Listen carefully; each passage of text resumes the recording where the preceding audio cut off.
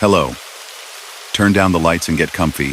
6 true, spooky stories are about to begin. If you like calm, creepy nights, please subscribe and tap the bell so you never miss one. Stay to the end, the last part stays with you. Story number 1. The tower had 47 floors if one counted the rooftop terrace, though no one did after midnight except the night guard who made rounds in soft-soled shoes.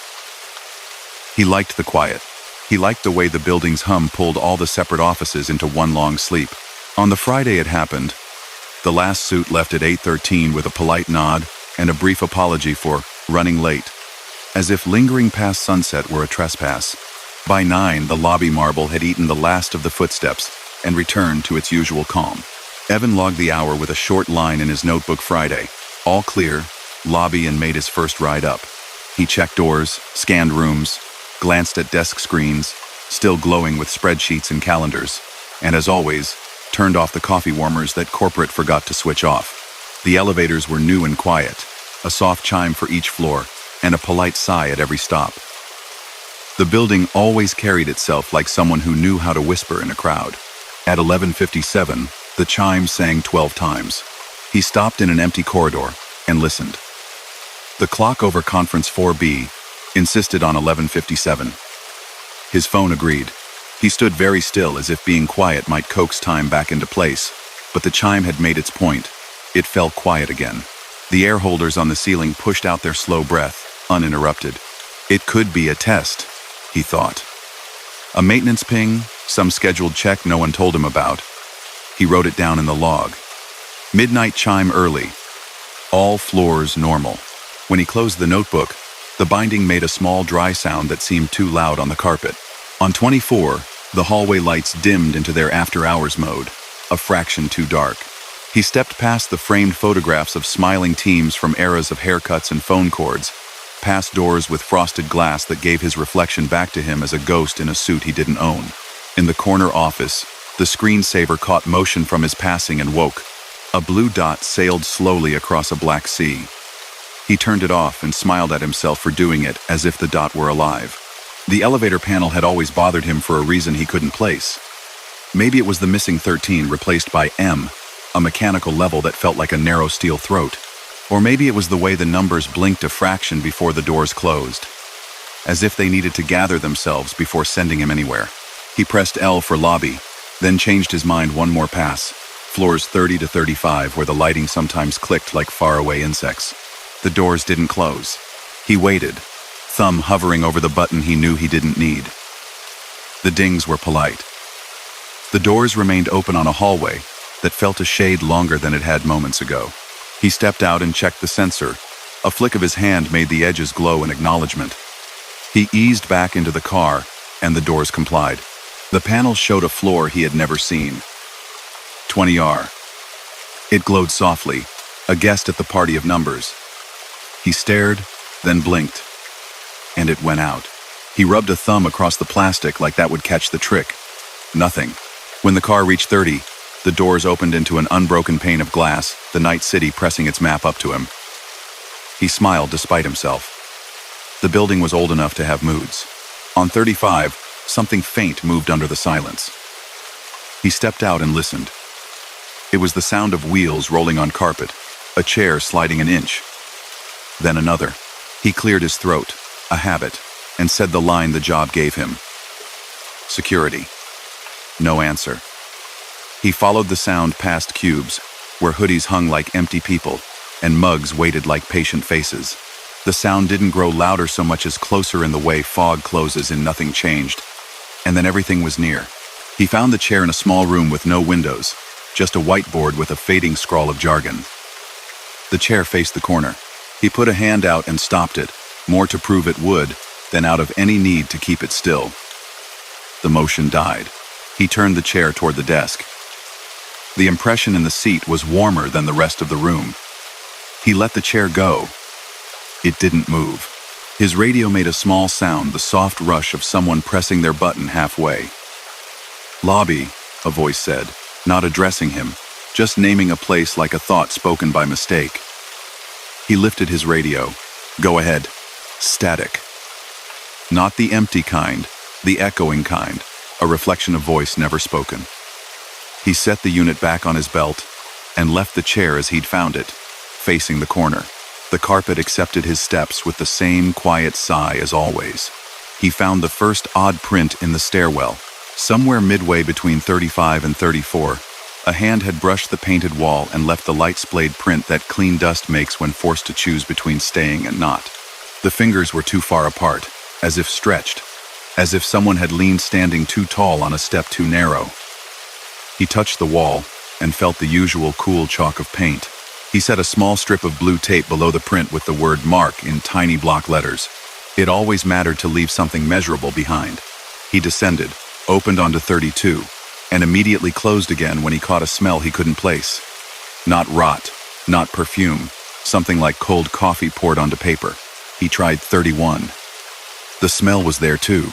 He checked that his key ring hadn't split his hip pocket, that the small flashlight was still a weight beside his radio.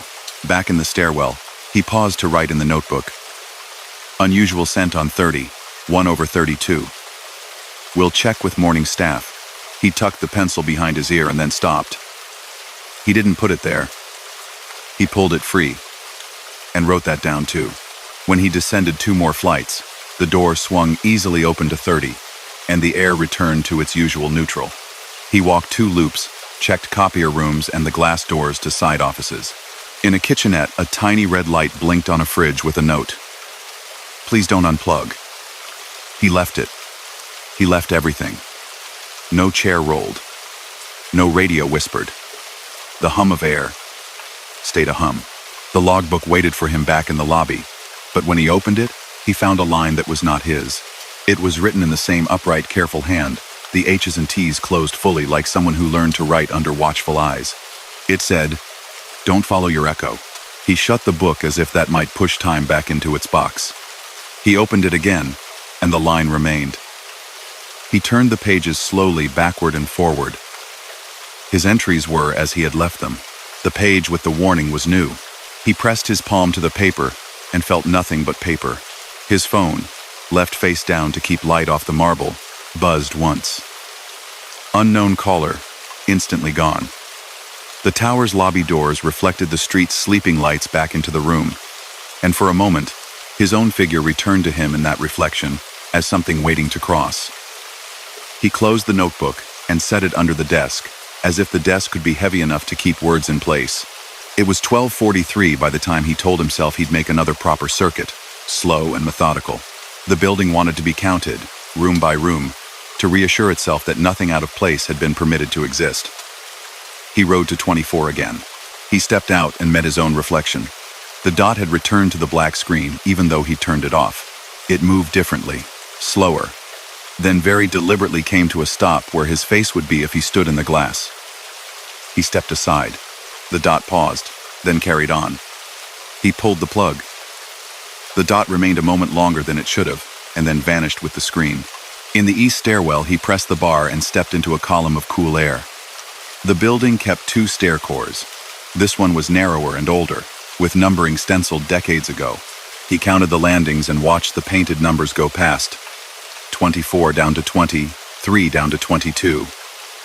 His shoes scuffed the gritty paint. On 21, he stepped through and found the hallway he expected. When he returned to the stairs and descended, the next door said 24. He stared. He climbed 2 flights up and the door said 23. He went down until 20 should have been there and found 23 again. He stood still and listened. The sound of his own breathing came back to him 1 beat too slow, like a room trying to remember what it had just heard. He took the tape from the pocket of his jacket and set a small blue square on the railing. On the next turn, the tape was still there. He set another, lower. On the turn after that, there were 3. He laughed once, not at anything funny, but at the absurdity of feeling clarity rise in him like a tide when nothing about this could be clear. He climbed. He climbed until his legs burned, and then he rested. And in the rest he heard the small wheel roll again, and the faintest whisper of the polite elevator chime coming from somewhere it should not be. He went back through the door, marked 24, and found a short, empty hallway that ended in a locked door with a sign he had never seen. 20R Records. The letters were neat and proper and old. He knew this floor had no records anything. Everything had been shipped to an offsite years ago. He tried his master key and found the lock turned with the dampened feel of something rarely moved but still maintained. Inside waited shelves and more shelves of boxes that produced not the smell of dust, but the odor from before. Coffee on paper, letters soaking through.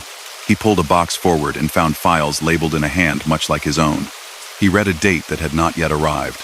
The file inside held his log, every Friday entry in the same neat hand. But the lines were different. Friday, all clear, lobby. Friday, unusual scent on 31/32. Friday, do not follow your echo. Friday, sit and wait. He flipped ahead. Friday, 3:07 a.m., break room light flickers twice and stops. Friday, the chair faces the corner. He closed the box and put it back as lightly as he could, as if the act of being gentle could persuade reality to be kind in return. In the narrow aisle between shelves, he looked down and saw a line of water making its way, a thin, reflective seam. On its surface, tiny vibrations shimmered, not from his motion, but from a sound at the edge of hearing, a bass note that belonged to a building allowed to hum too long. He watched the water shape itself around a scuff in the floor, into a curve like a letter. It pretended toward his name, and then broke apart under the weight of his attention. When he emerged, he found his own blue tape on the stair rail at a level that could not be the one he had left. He pulled one of the squares off and pressed it to the spine of the logbook in his pocket, as if the tape could hold the book in the world it belonged to. His phone showed no signal. The radio whispered one word again, the name of a place, but different this time. Roof, it said, as if a building were suggesting a destination the way a friend suggests a walk. He rode instead to the lobby. The cameras fed 14 small windows to the desk screen. On one, he saw himself sitting in the break room, elbows on knees, head bowed as if in prayer. The timestamp said 3:07. He checked the clock. 1:19. He swiped to the next view. In the corner office, the blue dot moved, paused, and moved again. In the stairwell, no one stood. On the roof, tar paper shone like a frozen lake. The mind makes ladders to escape strange rooms. His made one out of routine. He would not walk where echoes asked him to go. He turned the radio off and set it beside the logbook. He would not climb or descend. He would choose one space and draw the line there. He poured himself water in the way the hotel training had taught him years ago, slowly to keep the sound small. He sat where the cameras would see him sit when the time came, elbows on knees, head bowed, back straight so he wouldn't fall asleep. The building adjusted itself around his stillness. The chime went quiet. The air handlers softened. The minute hand on the lobby clock moved in a perfect, deliberate rhythm. An hour passed like that, the kind of hour that steals time from worry because it is so full of listening. He heard the chair wheel once on 35. He heard the elevator doors open to no one 3 floors above and close again as if chastened. He heard the sound of rain without rain smell and realized it was water running through pipes in a wall he had never noticed. He let each sound be itself. He didn't go to meet any of them. At 3:07, the break room light flickered twice and stopped. He smiled without opening his eyes. He would not give this to the cameras. He would not play the line exactly as written. He sat until the color of the lobby changed, that soft pre-dawn shift where black glass becomes deep blue, and then the gray that invites the shapes of the city back into themselves. He stood and stretched. He picked up the logbook. He opened to the page where his warning had been and found it blank. In the back of the book, tucked into the paper the way old receipts hide, he found a small strip of blue tape. At 5:43, the first bus hissed to a stop outside. At 6:12, the day concierge arrived with a paper cup and a bright scarf and a cheerful apology for a late train. "Quiet night?" she asked, because that was what one asked, and the words made room for any answer without promising any truth. He nodded. "Quiet," he said, because it was not the opposite of what had happened. In the lobby, the clock chime sounded once, right on time, an obliging note. He turned his radio back on and clipped it to his belt. He tucked the logbook into the drawer where it belonged. He stepped through the doors into morning, the building behind him watching itself in the windows across the street. On Sundays after, When he walked past on his day off, the tower chimed a minute early once every few weeks, never twice in a row. The way a person hums an old song without realizing they're doing it. Months later, he left the job for another one farther from glass and nearer to trees, but some nights, waking at a time that feels both precise and meaningless, he would listen to his house. If it sighed, he would let it sigh. If a chair rolled, he would let it roll in whatever empty room it needed. And once, on a night when the air seemed full of letters, he took a small strip of blue painter's tape from a drawer and pressed it to the back of a notebook, just in case the world asked him to prove he had been paying attention. Story number 2. The little brick library held warmth the way old teacups hold the taste of what they've seen. It had a clock that kept perfect time when it felt like it, a checkerboard of skylights patched with frost in winter, and carpets that remembered the pressure of chairs. At night, the lamps along the aisles cast quiet pools across book spines, and the stacks made long, slender valleys where air slowed to listen. By day, it belonged to children and students, job seekers and gardeners. After 9, it belonged to keys and whispers, and to a machine on the wall that swallowed returns with a soft, considerate cough. Mara covered the late shift on a Tuesday when finals were close, and the last study group clung to a corner table like cliff flowers. She approached with a smile that meant it was time. They apologized in the hopeful way of people who know they will be back in the morning and packed their scattered notes. When the door closed on them, the glass threw her reflection back. Hair in a knot only pretending to be tidy, an oversized cardigan, a lanyard with the key to every door she wished would never argue. She made her rounds. Bathroom lights off, faucets checked, copy machine topped with a hand-lettered note about exact change. In the small local history room, she bowed to the portraits like they were patrons, which made it easier to turn her back on them. The library had a way of noticing if someone didn't perform a ritual. It was the sort of place where lights turned off smoother, if you thanked them. The book drop coughed. She glanced at the double doors. The vestibule stood empty. Outside, the street slept under a thin winter mist. It wasn't unusual for people to return books after closing. The maintenance crew for the strip mall across the road often tossed items through on their way to the next parking lot. She wheeled the cart to the slot and opened the bin. The first item wasn't a book.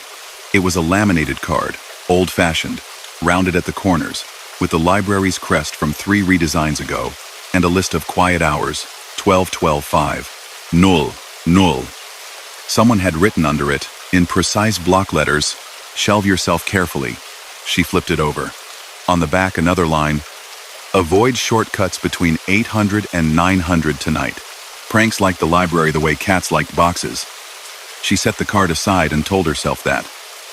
The due date printer on the counter gave a little chirp and spat out a slip.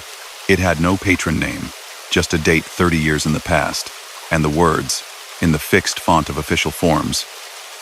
Renewal, denied. She watched the slip settle like something small in paper that had traveled a long way. She cleaned the slit of the book drop. The cart's wheels made the kind of whisper a person can mistake for speech if they want to hear it. She could have gone home thinking of nothing.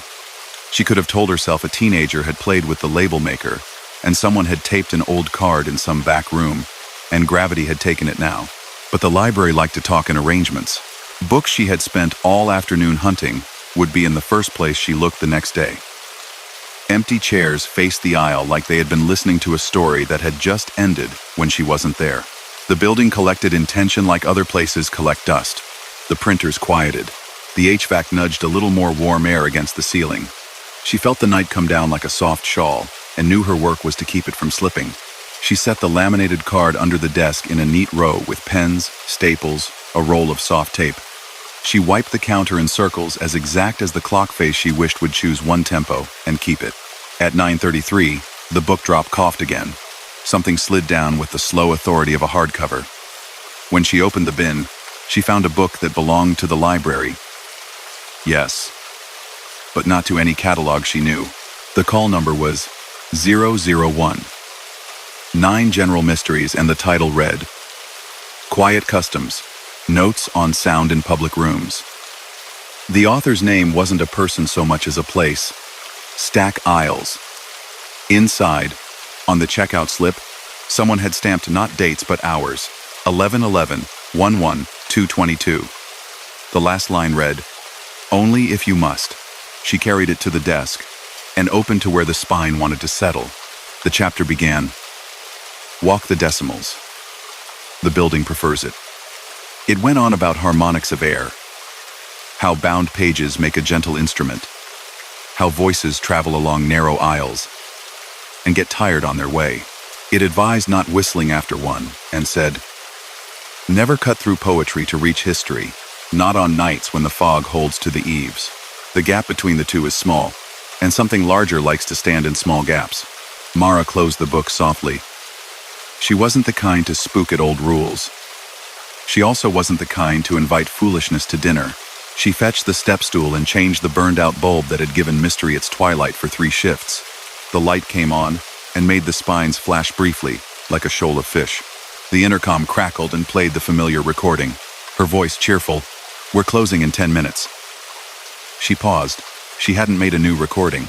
The words ran again, her own speech made just a touch too even. It bled into an older announcement about holiday hours. She tapped the speaker grill with her knuckle. The sound traveled up into the ducts and vanished.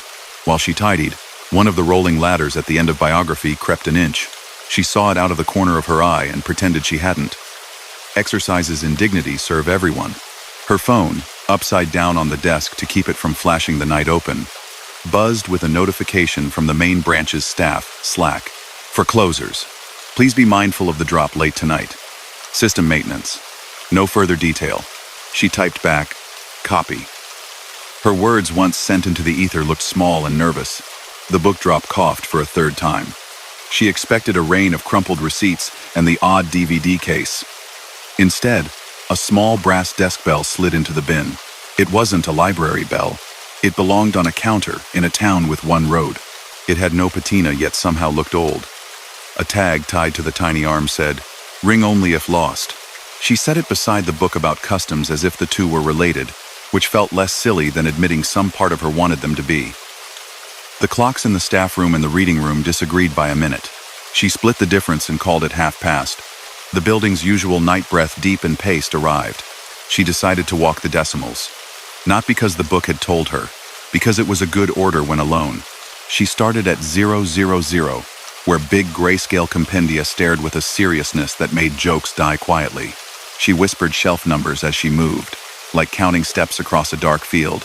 000, 2, 0, 0, 1, 9, 0, 0, 4, 0, 2, 0. Voice low, like shingles settling. At 100, philosophy thought out loud in fine print. At 200, belief took up less shelf length but more room in the air. She kept moving, and the library seemed to like the rhythm. The vents exhaled on her turns. The exit sign glowed steadily instead of fluttering as it sometimes did when wind pushed at it from outside. At 398.2 folklore, the fairy tales lifted their covers a sliver as if to gossip between themselves. She always checked to see if anyone had tucked in a new paper crane. The children left them like prayer flags. Tonight there was a folded thing made from an index card, crisp as a promise. She unfolded it to find a hand-drawn map of the library that was not quite the library. The distances were a little wrong, the corners a touch too sharp. A dotted line ran through in a looping S. Next to it, someone had written, in the precise block letters from the laminated card, "This way if late. Do not stop for poetry. It will understand." She wasn't a person who liked changing routes once she had one. Yet the dotted line braided neatly with the decimals. She followed it to 500, where science smelled faintly of chalk that had never been used here. The fluorescent tube above the biology section hummed to itself. She moved on. At 641.5, cooking the room, warmed by some trick of recipe suggestion. A single handwritten card sat under a book about cakes. It carried a list in a confident, efficient hand. Quiet cake. 2 cups attention. 1 steady breath. Do not clap between layers. She smiled despite herself, knowing then and there she would try it, fascinated by instructions that asked to do nothing loudly. She walked on. At 700, art hung its pictures, even on shelves. The rolling ladder beside an aisle had turned entirely around while she was elsewhere. The wheels aligned like it had chosen a different view. She touched its handle politely. It didn't move. She saw a small red light in the corner where the microfilm reader slept. The kind of dot that means standby, not awake. But someone has thought of it recently. A reel rested in its cradle with the label, Programs 1989, 1995. She ignored it. Some nights, ignoring is an active verb, a skill. The intercom rustled again. Quiet hours begin at 12, said a voice that was her voice if she'd gone to a different school. Walk calmly. Be seen by the shelves. Do not cut from 821 to 930. The connection clicked and died. The electric clock over the reference desk ticked its second hand through 12 tidy dots. The world did not change. That was its most useful trick. A soft footfall sounded in local history. Not a person's weight. A weight like a book, put back exactly right. She stood at the aisle end and looked down it. The portraits watched from their frames, still polite. A chair had moved to face the wall. She turned it back. At the book drop, the bin held a clamshell film case, the kind used to store reels in schools that had overhead projectors. Quiet Hours was written on the label. She popped it open, half expecting air to rush out. Inside sat not a film but a cassette tape, black and clear, its screws small metal dots. She hadn't seen one at the library since they cleaned the teen corner. Someone had written on its paper spine carefully, Side A, room tone. Side B, practice. The library had a tape deck and programming that only played storytime music when a laptop cable went missing. Mara carried the cassette there, set it in, closed the lid with a gentle plastic click, and pressed play. On side A, a soft hush filled the room. It was the sound of empty space staying empty. At first, she thought it was nothing at all, but then she recognized the specific quiet of this building, the low breath of the vents, distant commerce from the highway, a hum from the freezer in the staff kitchenette, an almost voice of a page turned another room away. It was recorded from this floor. She would have sworn it. She flipped the tape. Side B carried the same hush with small interjections. Footsteps, a throat cleared, a brief bell just like the brass one that had arrived somewhere far away in the sound. Then a voice almost too soft to hear said, If lost, ring once. If more lost, ring twice with space between. She stopped the tape. Her finger hovered over rewind, and then left it where it lay, as one leaves a sleeping child. Back at the desk, she saw the bell had rotated, its handle now angled toward the stacks. It had no memory of being set differently. And yet, she rounded 800, where poetry pretended to be shy, but would ask to be read if you looked too long. The dotted path on the index card swerved wide around it. Poetry can be tender about being passed by. She paused just long enough to straighten a few thin spines, and to slide a fallen collection back where its siblings wouldn't worry. Then she moved on, walking softly, counting shelf ends under her breath. The night carried the particular flavor that comes when everyone with a reason to be awake knows it, and everyone without one sleeps. The book drop coughed again. The items this time were nothing to do with books. A dry maple leaf pressed flat, a coat check tag marked 17, and a postcard with no stamp and no address. We see you. Keep the path. Thank you. She set the leaf between sheets of tissue with the tender caution such perfect, ordinary things command.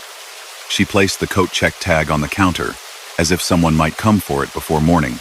She returned to the decimals and the dotted line with renewed seriousness, like a person putting one foot in front of the other along a high path. She moved through 900 history and geography, with the particular sensation of being watched in the mixed sense, not menaced, but noticed. The shelves there had slightly taller ends and caught light differently. At 910, travel laid out maps like invitations. A freestanding globe stood near the end cap, college blue with careful inked borders. It had turned a fraction since the last time she saw it. Her library had no drafts that strong. She adjusted it to match the light so Africa would not be in shadow. She did not look for fingerprints, and so saw none. Her phone buzzed again. A message from an unknown number. Main branch. Cameras flicker on your 300 aisle. Please keep walking. Don't cut between shelves tonight. She typed, Who is this? Then backspaced and sent, Copy. She didn't like touching anything with her name attached to something that wasn't clear. The reply came with a delay long enough to make it more mysterious. Thank you for your service. In the hour after midnight, time took on a gentle quality like a brook under frost, still moving even as it seemed still. She yawned once into her sleeve and thought of tea and the way steam curls away from late-night lamps. The microfilm reader's red dot blinked. She walked by it as one does the neighbor's window you never peer into. She reached the far back door that opened into a small hallway that led to the staff lot. The exit sign over it glowed its steady red. The panic bar had a tiny scuff where rings had nicked the paint over years of well-meaning pushes. She set her palm on it absently, finding it cool beneath her skin. The laminate on the door window reflected her, and nothing else. For a second, she saw herself standing still from farther away than the hallway allowed. She withdrew her hand and let the seconds roll on. A knock came at the front door then, 3 polite taps. She looked through the glass. A person stood on the shared plaza, their breath a pale cloud. They wore a reflective city vest and held a folded umbrella and smiled like someone asking for directions and willing to accept no. Forgot this afternoon, they said through glass with a practiced pantomime. She checked the umbrella in Lost and Found. No such umbrella had been turned in. She returned to the door and drew a finger across her throat in the universal sign for closed. The person nodded. Their smile held and then slid away from their face like a picture taken out of a wallet. They turned and went down the wide, shallow steps and left no mark in the powder frost. She watched until they were farther than they ought to have been. She returned to the decimals in a way that wasn't a retreat, but was. The book about quiet customs had opened on the desk to another chapter. Practice. It said, ring once to hear where you are. Ring twice to admit you don't know. The shelves can help with both. They prefer those who are honest. Mara lifted the brass bell by its handle. It was heavier than it seemed. She rang it once, softly. The sound traveled the aisles, touched the corners of rooms, and returned to her as a map drawn in tone. It was as if the building hummed back in answer, pleased to have a reason to explain itself. She knew where she stood in a way that went beyond feet and flooring. She stood at 636. Animals, between a book on birds' flight and one on the comfort of dogs. She didn't ring twice. Her circuit took her past the meeting room, chairs stacked, a screen rolled up that had held slideshows about composting and the history of the river. The stack nearest the door had leaned a little, as if one chair had shrugged in its sleep. She straightened it and whispered, "You're fine." The bell on the desk at the front turned its tiny handle to face her, though there was no draft and no one else. When the clock read 1:37, the intercom made a static sigh, as if someone had leaned closer without speaking. On the tape left in the deck, side A had stopped itself at the end of its sound. The counter ticks did not quite line up with her sense of the time past. She wound it back with a fingertip brush, like petting a skittish thing. In history, a book had been pulled forward and left a finger's width out. It was an account of the town's floods, the sums of basements tolerated and churches' height. A note on a scrap fell from it when she picked it up. Water in 1,927, entered from west doors, quiet as a hand. She slid the note back and pushed the book home. On the adjacent shelf, a copy of a travel guide released last year sat turned backwards. She corrected it. When she stepped back, her shadow elongated and moved up the wall like a person standing on something high. Nothing tugged at her. It was simply what shadows do when the night's geometry enjoys a small joke. She moved on until the decimals had circled her back to the front desk. On the counter waited a card from the old wooden catalog that used to live where the cafe now made espresso. The card had been typed on a typewriter and carried a date stamped in purple ink. Cataloging practice, it read, and someone had added by hand. For nights when there are not enough names. She sat briefly and took the pencil she had been keeping at the ready. She wrote on a slip, "What do you want?" She felt foolish after it was written. She put the slip through the return slot. There was the smallest pause, like swallowing. The machine coughed delicately and returned the slip with one word in neat block letters. Quiet. She leaned back, laughed once very quietly because what else does a person do in that moment, and nodded to an empty room as if it could see courtesy. "I can do that," she said to the space between shelves. And she did. She kept her movements soft. She let the building's rhythms go unchallenged. She rang the bell exactly one more time when she lost track of whether she'd checked the far table near photography.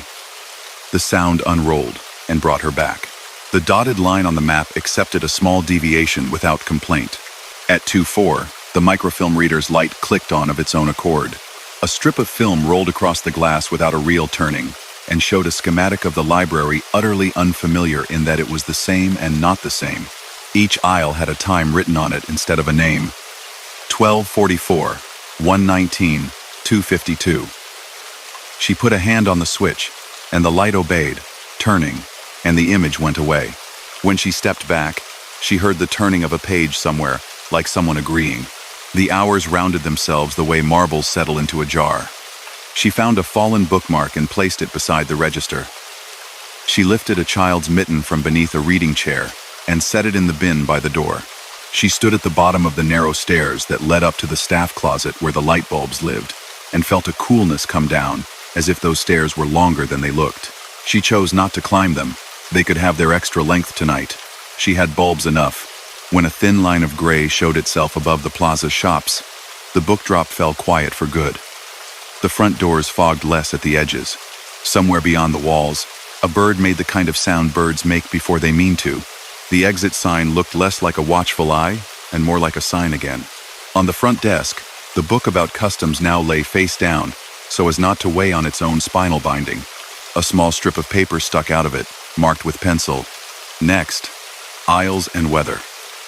She put the brass bell atop the paper in the same way a paperweight holds possibility in place. She took the laminated card and slid it into the drawer where spare date stamps slept. At 5:10, the opening shift texted that traffic would slow them. She wrote back, "No hurry." The words felt enormous. She walked once more from 000 to 900 inches, a gently curved line. Every chair faced out. Every book wore its spine like the face it wished the day to see. The cassette tape had rewound itself to its beginning. She pressed stop and left it in the deck, because that is what one does with an instrument that has had a say. When Jenna arrived with a scarf like sunshine and a bag of bagels, she paused in the doorway and inhaled. "I love it in here in the morning," she said, not asking what the night had been because morning does not always want to know. "Quiet?" she added, as one might ask if the tide came and went on time. Mara nodded. "It was," she said. "It always is, if you help it." Later, as patrons came in, someone returned a book on cake, and someone else asked for the microfilm reader even though they had no film, just curiosity. A child found the folded index card map and asked if they could draw another. Mara said yes, and offered a pencil with a cheerfully bitten eraser. That night, the library would be another person's to watch. She left a short note under the desk, written on a card catalog slip, because the building liked those. Walk the decimals. Avoid shortcuts. If you have to ring, ring once. The shelves can meet you halfway. Let the building have its quiet. Keep yours for yourself. She didn't sign it, because the point was not her, but the room, and the long habit of being looked after by places people pretend need nothing. On nights after, when she woke to a sound halfway between a cough and a bell, she didn't get out of bed to check the window. She would smile once into the dark and think of aisles listening to air, a bell small enough to carry a room, and a map drawn by a hand precise because it had learned how to be. Some places don't want to scare anyone. They want what they are to continue. The terror, if there is any, is in realizing that your part matters, and if you step carefully, the walls exhale and let you pass. Story number 3. The late train ran with the steadiness of a heartbeat across the flatlands, 3 cars long and lit in a way that made faces into soft sketches. Past midnight, the rail line cut through fields and narrow towns, old mills holding to riverbanks like thoughts that hadn't finished themselves. The stations thinned out after 11. Names on signs slid by, and only the brake squeal and the quiet judder of wheels added punctuation. Rhea walked the length of the cars, tapping door latches in a rhythm she could feel more than hear. Her uniform had the practical pockets of someone expected to solve small surprises, and her badge caught the carriage light in a harmless way. There were 7 passengers, a student with an open laptop, 2 workers in orange vests nodding against the window, a grandmother carefully guarding a sleeping child, a man with a book in a language she didn't recognize, and a woman holding 2 bouquets that insisted on space. Rhea liked to count.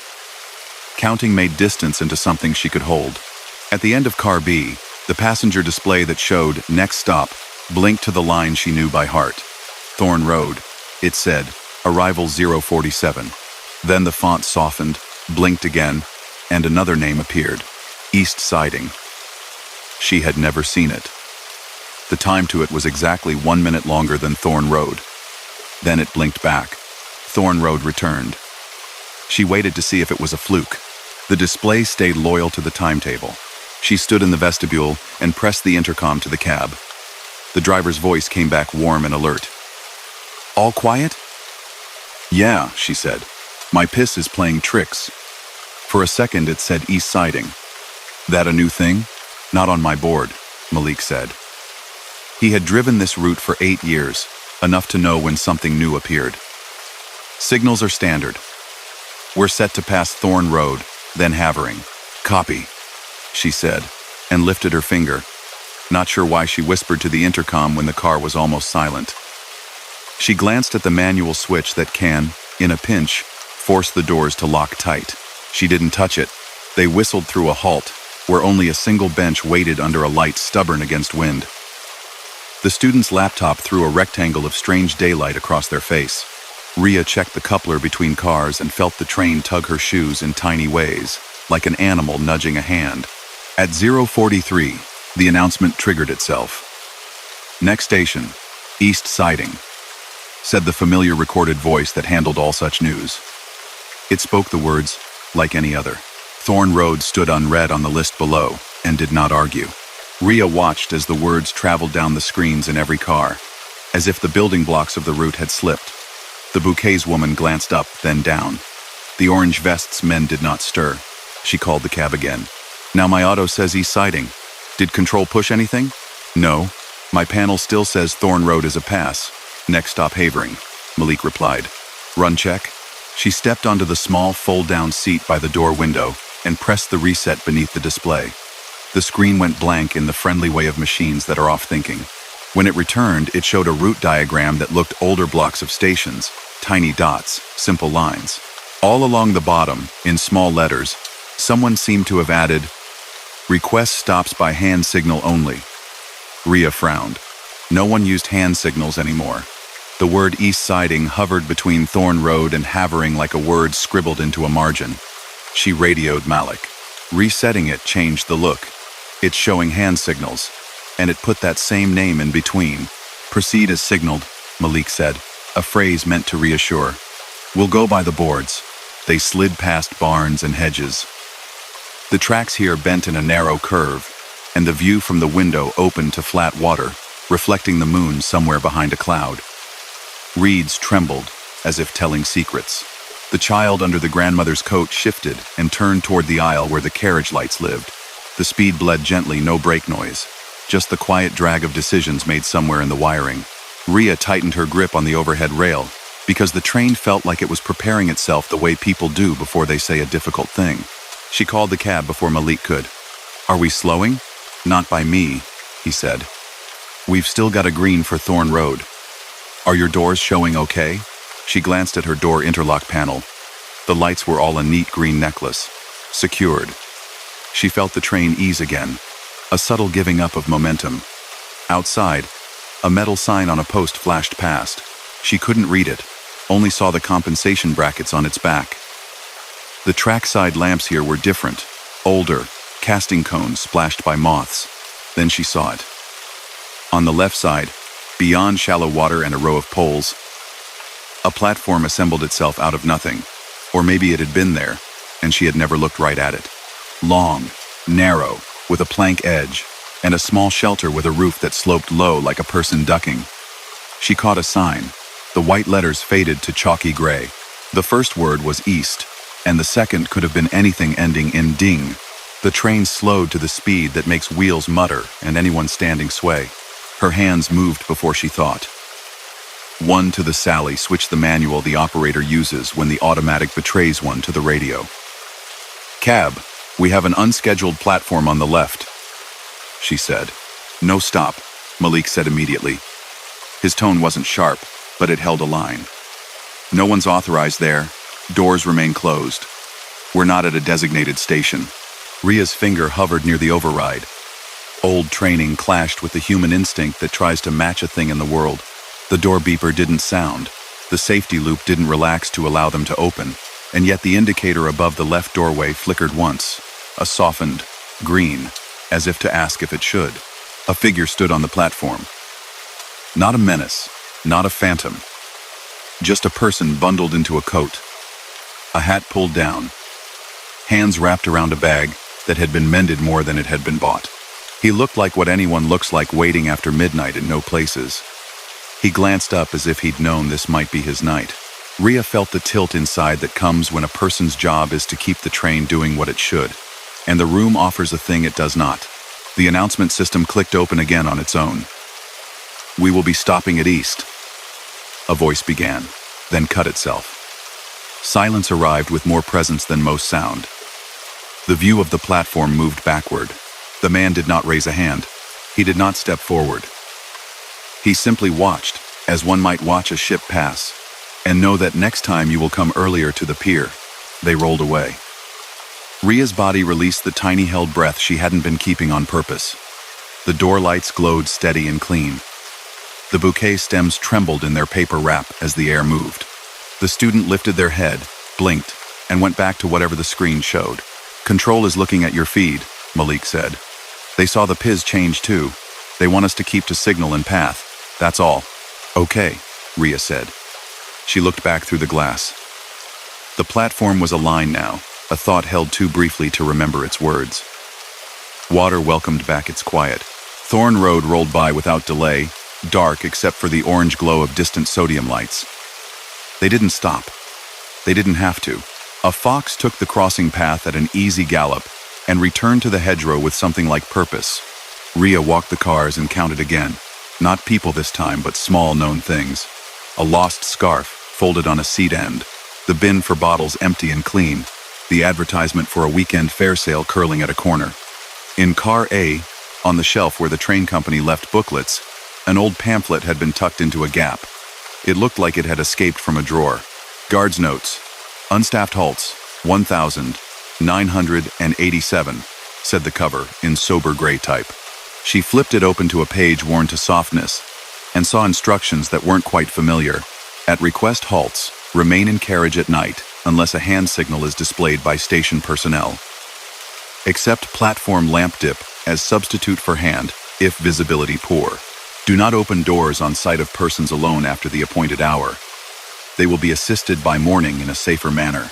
She turned the pamphlet over. The back bore the faint stamp of a depot that closed before she was born. The metal binding pin had lost one tooth. She put it back, not dislodging it from wherever the past had been keeping it. They ran on the long, straight stretch into Havering. The signals ahead promised sequence. The intercom crackled.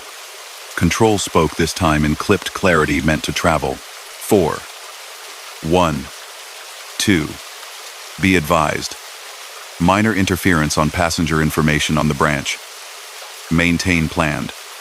Report any further anomalies. Received, Malik said.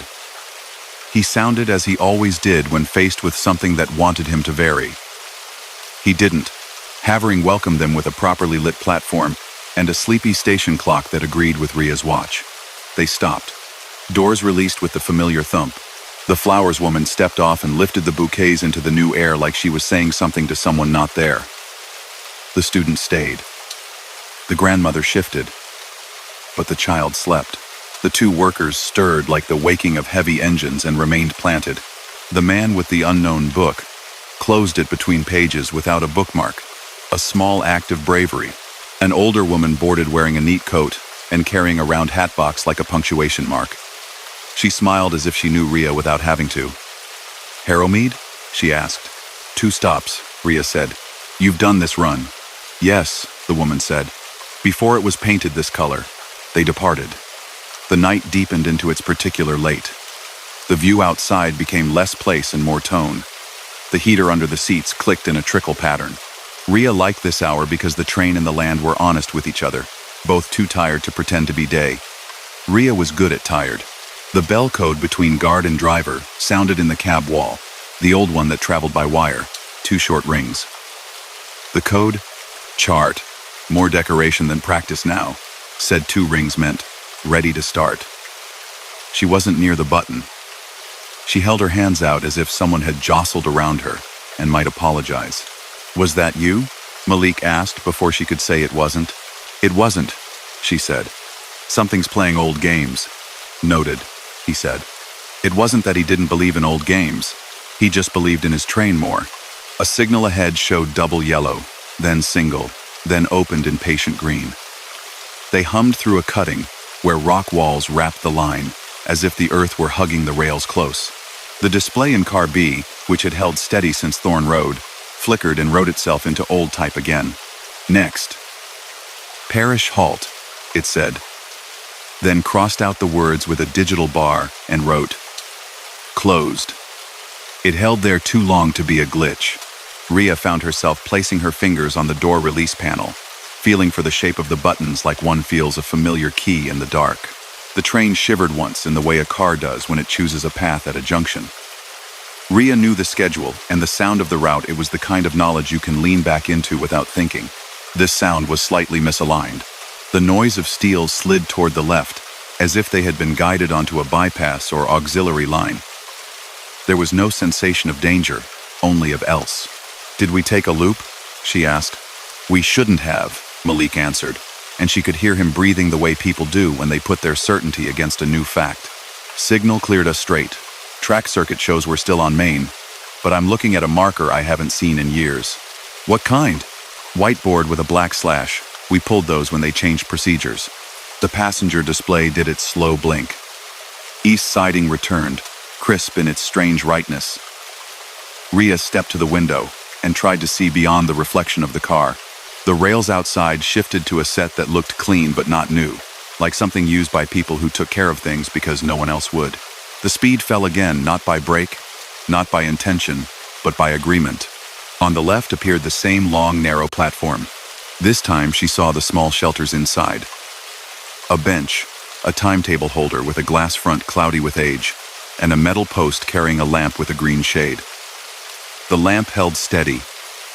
No hand, no staff. At the far end, where a person might stand in daylight and wave, nothing moved. The sense of being watched visited, but not from the platform. From the train, from the way the car lights haloed the frames, from the fact that anything odd happens in a room full of people pretending very hard to be alone.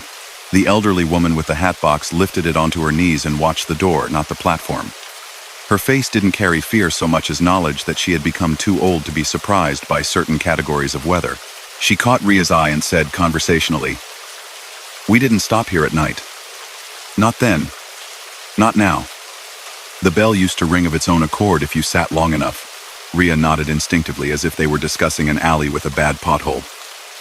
She held herself still, the way one does when a deer stands beside the road, and everyone prays for clarity. The door indicator glowed green for a fraction, a nothing of a flicker, and then returned to its faithful red. The pole lamp on the platform did not dip. They moved on, or she felt they did. The platform dragged backward. The shelter folded into a darker thing, then into simply night. The bell code in the wall chimed once, very softly. Single chime. Stop. No one had pressed. The code belonged to hands, to motions. It was like hearing someone think. She made herself walk again, not because she had to, but because it changed the air. She checked the coupler and listened to the wheel song. Sometimes wheels sing the news of where they are and of the shape of the next mile. It sang a narrowness, then a wideness, like the rail had been moved out, and then back in at a time when budgets were set by people with the smell of coal in their coats. A flyer on a window fluttered that had no reason to stir. Rhea smoothed it with her palm. Under it, scratched very small, likely by a bored commuter with an old coin, someone had etched, "Don't open for East," and then the rest had been rubbed until unreadable. She traced it and let her hand fall. They rejoined the main without a notch of a bump to tell it, though she knew. The cab's radio offered control again. 412. Your GPS shows a very minor path deviation, and then correction. Engineering requests you file a report at terminus. Everything safe? All safe, Malik said. He sounded like safety in a hat. Passenger systems showing spurious stops. We'll log it. Thank you. The voice went away and left room for the train's sounds to arrange themselves back into their proper pattern. Harrowmead arrived in the world as if it had always been there. Wide platform, a vending machine blinking under a poster of a place warmer than here, and the smell of damp concrete that grew in after rain. They stopped. The doors slid open. The older woman in the neat coat rose and stepped forward. She paused at Rhea. "You did right," she said in the manner of a person who had decided it was a good time to tell someone else that they had not lost their way. They always put it on the board when the fog sits low on the fields. The old schedule asserts itself. It likes to be remembered. "What is East Siding?" Rhea asked, careful to keep wonder from sounding like fear. "A depot platform," the woman said. "They boarded sheep there when the town had more sheep than people. We used it to practice stops. They closed it before your uniform was stitched." She tapped the hat box lightly. "They should have taken the sign down. Some things remember what they are supposed to be." She went out into the lamplight and found her own shadow with the skill of someone who has made peace with both. The rest of the journey held its shape. They ran through the long tunnel with the water stains that looked like maps. They crossed the iron bridge that made everyone glance up from whatever they were doing, because light on water asks to be looked at even at night. The student fell asleep and woke and pretended not to have. The grandmother's hand stayed on the child's shoulder like a promise kept. At the terminal, Rhea helped a man wrestle a suitcase that had more wheel than sense. Malik powered down and stepped out of the cab, shaking his head in the way people do when faced with something that does not require anger, but does not deserve approval either. "You saw it," he said, not quite asking. "I saw it," Rhea said. "And the board saw it. And the bell code remembered something." He nodded. "I'll write it up," he said. "They'll say field interference. They always do. They're not wrong, but we know the field." End quote. In the small crew room, the kettle took its time. A slip had been posted on the board about signal repairs somewhere else. A stack of old manuals sat in a corner under a jacket. On top of the stack lay a single page without its staples. "Do not open on ghost boards," the printed text began, and then in handwritten ink below in a neat, radical calm. "The track is a promise. Hold to the promise. The train keeps its own counsel at night. Listen." Rhea copied the line into her notebook, where she kept the odd, useful, benign measures of a job most people thought was simply doors and tickets. She added, below it, "East Siding appears between Thorn Road and Havering. Respect and proceed. Count passengers. Count quiet." She folded the page and put it back where the jacket would keep it warm. On her next late, 3 weeks later, the night ran simple as if the line had rested and decided it was enough. The display behaved. The bell code only chimed when she pressed it. But once, on the flat straight, as reeds bowed to a wind that didn't reach the cab, Rhea saw a glow on the left that could have been a platform lamp tucked behind the tall grasses, breathing like a lighthouse that didn't mind being small. She did nothing. The intercom stayed asleep. The doors kept their red, faithful line. A fox sat on the verge and watched them pass with the patience of an old passenger.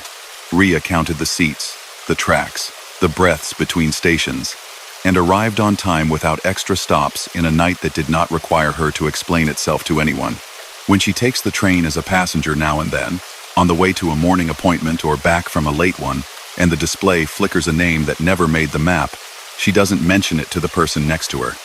She watches the doors hold their ground. She feels the slight shift as the line considers its options, and chooses every time to keep its word.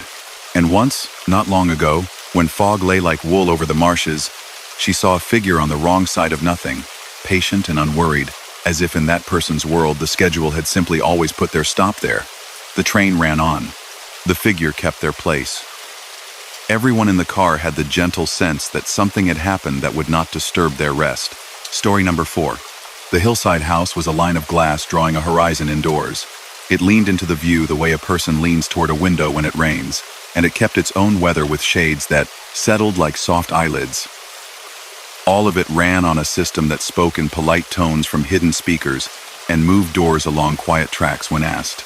The owner called it a place that behaved, which was his way of saying it did what it should until it didn't. Noah agreed to keep an eye on it for a long weekend while the owner flew east. He arrived with a bag that held more books than shirts and a list of instructions printed in a calm font. The driveway curved up past yucca and low rosemary. The city lay below like a scatter of sleeping instruments. The front door recognized him with a small light and a pleasant click. Inside, the air smelled faintly of cedar and the lemon oil used on the stair rails. The glass handrail on the landing caught the last of the afternoon and passed it along in a soft arc to the opposite wall. The note on the kitchen island said, "Welcome, keys in the bowl, guest profile loaded. Please don't worry about the house practicing. It runs a presence simulation at night. Let it have its routines. It keeps it calm. If it says guide mode available, ignore. That's for drills only. If you hear footsteps overhead after midnight, that's archive playback. If you feel observed, sit." He smiled at the line about feeling observed. He set his bag down and found the panel the owner had mentioned, a flush black rectangle with a short list of scenes. Daylight, evening, nocturne, and a button the color of a cloud called anchor. He pressed evening. Lights rose in a way that erased glare. The shades descended halfway as if the house wanted to take the day out of its eyes before the night arrived. On the dining table, a low dish held smooth river stones, each marked with a dot of paint. By the far wall, a long, narrow fireplace kept its flame under glass like a promise. The house murmured to itself in gentle status messages. Breeze detected, laundry complete, water heater in eco mode. It was the kind of place that carried on entire conversations you never needed to hear. At 9:02, soft floor lights glowed along the hallway that led to the bedrooms. The path spoke the way a runway does to someone who has earned a landing. Noah made tea and took a cup out to the small terrace where a single chair watched the canyon. Somewhere below, a night bird stitched its two-note song across the brush. Inside, the house announced, neutrally, "Present simulation will begin at 10. Visitor count 1. The phrase did not bother him. He read and let the sky exchange its colors. At 10, the upstairs walkway shifted sound a fraction, the way boards do when temperature changes their opinions. Then came another sound, delicate and ordinary, the quiet creak of a door at the far end of the hall sliding into its pocket. Then a second or two later, footsteps crossing the bridge that connected the master bedroom to the office. Not loud, not close. The sound of someone who lives there, going about an evening. He stood in the living room and watched the shadow of the bridge move faintly on the opposite wall as a low light came on up there and went off again. Fine. He had been told. The house liked to play itself back to reassure itself there would be a tomorrow. He let it, the way one lets a clock tick without examining every second hand. His phone chimed with a push from the house app. Quiet routine engaged. Guide mode unavailable. He tapped the map that showed small icons where sensors sat in ceilings and door frames. Little circles lit and dimmed in order, as if a hand had brushed them. Office, hall, bath, hall again, bedroom. Somewhere, water ran briefly and stopped. A drawer closed with the soft bump of good joinery. The sounds stayed in their lane. He thought about the advice to sit and did, on the rug by the fireplace, warm to the knees, book in hand. The house let him be present without asking him to be certain. At 11:13, something new occurred that was not frightening in the obvious way but rearranged him. The path lights on the upstairs bridge came on one by one in a smooth wave that traveled toward the far end, then returned, like someone walking, and then turning back. The system gave a short, almost conversational tone. Guide mode available, it said. Follow me to the upper deck. He looked at the note on the island again without seeing it, the part that said ignore. It wasn't that he suspected harm. It was that nothing outside suggested an emergency. The house presented a choice as calmly as an elevator asks for a floor. He stood and stayed where he was. The wave of lights ran once more, this time slower, as if demonstrating for a visitor. The deck door up there made its small, unlocking sound, and then locked again when no one came. His fingers hovered over the anchor button on the panel. He pressed it. The lights steadied to a soft, easy brightness. The present simulation, if that was what it was, continued in the far rooms with the sound of a cabinet opening and closing politely. Guide mode did not announce again. He slept in the guest room that looked out over the slope, the window large enough to make the night a wall. A motion sensor in the corner woke for a second when he rolled over, and then, deciding to mind its own business, went back to watching the air. Morning rearranged the house into a place for coffee and sunlight. Noah ate a piece of toast standing up in the kitchen because it felt like the right way to treat a room that mostly took care of itself. From the terrace, the city was a map of errands. He found a sticky note pinned discreetly to the underside of the stair handrail. If guide mode invites, decline after 10. It likes to show people the view. He texted the owner between meetings. The reply came from an airport lounge in a different time zone. Yes, sorry, forgot to mention. The system thinks it's helpful. The model uses old paths. It loops them at night. Just don't overlay your walk with the playback on the bridge after midnight. It glitched once when someone tried to step with it in time, and the doors did a little stutter. Doesn't harm, just unnerving. Anchor keeps it local. That night, he watched the house turn itself toward sleep. The fireplace made a narrow line of flame like handwriting. The upstairs lights breathed on and off at the corners of rooms. The laundry door slid open and closed, as if a person had checked and decided it was fine. He paced the living room enough that the presence map on his phone drew his movements in neat arcs. He thought about the warning and stayed off the bridge. At 12:02, the system added subtle sound, the whisper of a knife on a cutting board, the quick hush of a page turning in the office toward the end of the bridge, the faint, hollow tone of an empty cup placed on a counter. Not loud. The house was careful not to wake anyone who did not want to wake. He made tea again, a small mirror to the kitchen's flat pretend. He wondered about the person who had made those original sounds for it to learn. Whether they, too, paused between the hall and the office. Whether they made the same 3 steps that sounded like someone deciding. A slim interruption happened then, distinct in the way a moth draws the eye in a room of steady things. The presence map lit a dot in the short powder room off the hall occupied. The app said, and then almost immediately, a second dot on the bridge as if someone left one space and entered the next without the corridor between. The house didn't make mistakes in obvious ways. It was better at being wrong in subtle ones. He held his breath and watched the dots return to the pattern that had soothed him. He pressed the phone face down and let the map do what it wanted without his eyes.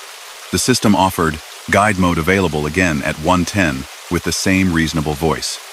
It paired the statement with a ribbon of light along the stair treads, up, toward the deck. Noah didn't stand. When the voice added, "Follow me," in a tone that did not command, but did invite in a way good hosts do, he said aloud, without heat, "No." He was surprised at the refusal's force. The stair lights dimmed, as if an idea had noted it was not the time. A small sound came from the ceiling near the living room's far window, the quiet click of a camera cowl adjusting to a new angle. He glanced up. The system spoke again, softer. "Visitor count 2. He said, "No." Again, then remembered the app. He opened it and found a toggle labeled Count Visitors. It showed one. He slid it to confirm one. The announcement corrected itself. Visitor count 1. The second number had been the house not seeing him, then seeing him twice, then deciding. Just before 2, the house played back the sound of the upstairs shower running for a handful of seconds, followed by a drain's modest hollow voice. The map drew a line from the shower, past the office, and out across the upper deck. The door did not unlock. The line ended at the glass as if the person it remembered had stood there watching the far orange points and then turned away. Noah sat with his back against the couch and closed his eyes. The house moved around him the way a cat moves in rooms it knows, part habit, part testing. He thought about the sentence that had made him laugh. If you feel observed, sit. He did, and the feeling changed from being watched to being noticed, which was easier. He slept for a few hours without telling the house he intended to. On the third evening, fog came in low from the ocean below the fog rails and stablode, and city and lay across the canyon like a blanket someone had spent good time knitting. The house responded by warming the floors a degree and thickening the light near the floor. He turned on nocturne, which was the house's way of saying it would lower any brightness that could make its glass into mirrors. At 10, the path upstairs brightened for the unknown person it replayed. He could hear a tune hummed under someone's breath, else or recorded. Either way, it had the feel of a person who hums when they believe the room is theirs. At 11, the same tune bled into the living room speakers, as if the house had thought he might like it. He didn't discourage it. He let the air carry the sound and fade. He found a card on the desk near the control panel that he hadn't noticed before, perhaps because it had been hiding under a coaster. It was printed on the same careful stock as the welcome note. Small serif letters read, Please don't shadow the bridge after 12. The doors on the far end do not like to be shared. If the house suggests the deck during fog, please decline. It thinks it is being kind. He looked up through the open plan to the bridge, and, for a brief moment, saw his own movement also up there, paired but delayed. The way shop windows show yourself again a second, after you have already reached the next one. He stood in the doorway beneath, in the safe part of the house's plan where the simulation seldom went. The lights on the bridge decided on a pattern, and kept it. Closer to one, the system announced, "Returning home," in that same polite tone, followed by, "Kitchen warm-up." He watched the app out of habit and saw a device label he had never seen before reappear and then vanish. Kay's phone. The owner had not mentioned anyone else. The name arrived like a folded paper on a busy desk and slipped away before he could catch it. Someone had written on the back of the instruction card in a neat, slanted hand. Kay was sweet to the house. It may still set a place. He walked to the kitchen and set a cup where the presence lines drew a cup. The house made its soft acknowledgement. In use. He lifted the cup, washed it, and placed it on the rack. The house called it complete. His small participation seemed less like interference and more like steadying a table. Guide mode offered again at 1:13. His phone showed the time plainly, and the stair lights led to the deck with that careful persuasion. He pressed anchor once, and the lights blurred into a constant. This time, the house did not give up. A low, barely audible tone rose from the speakers like an idea forming. The kind of sound emergency systems use when they are new to a situation and would like to help. He set his phone screen down and closed his eyes and did not move. The tone gave up. The deck door remained closed, the seal unbroken, the fog heavy beyond the glass. Around 2:30, something like a conversation played in the office above, one side only. The small syllables people use when they think by speaking. A chair moved a quarter circle, then put itself back. The map drew a short line to the end of the bridge and stopped before the panel that controlled the far doors. A moment later, the panel at the opposite end quivered, and then, deciding, calmed. The house had rehearsed. It did not require him to applaud. And then, quiet in its truest form, came. No machinery hummed a little louder, to proof their presence. No sensor announced. The house rested in the way old places do when they understand that the night no longer requires anything of them except patience. Noah slept on the couch and woke to pale light, making the living room into a place where breakfast would occur. On the last morning, the printer beside the fridge, the one that usually released grocery lists and receipts, clicked and produced a single slip. Presence archive rotated, it said. New baseline, guest pattern preserved, night path stable. It was a machine's way of writing "thank you" with a stamp set that didn't include that word. He tidied, washed his cup, felt odd pride about small correctness. He wrote a note for the owner on the back of the house's careful card. Anchor early, nocturne helps. When invited after 10, decline. If steps seem to want your company, let them go first. If it feels like watching, sit. He put the note under the bowl of smooth stones, because the stones seemed patient. On the drive down the hill, fog lifted in soft, threadbare scarves off the slope. He returned the keys. The owner read the note and laughed quietly. "It does love to lead," the owner said. "Thank you for not letting it." That week, after he gave up the profile and deleted the app, his phone buzzed once just past midnight, as if it had remembered something the house wanted to say. The notification was from no known sender, and said almost nothing. Shadow trail, left on upper landing. Hold until collected?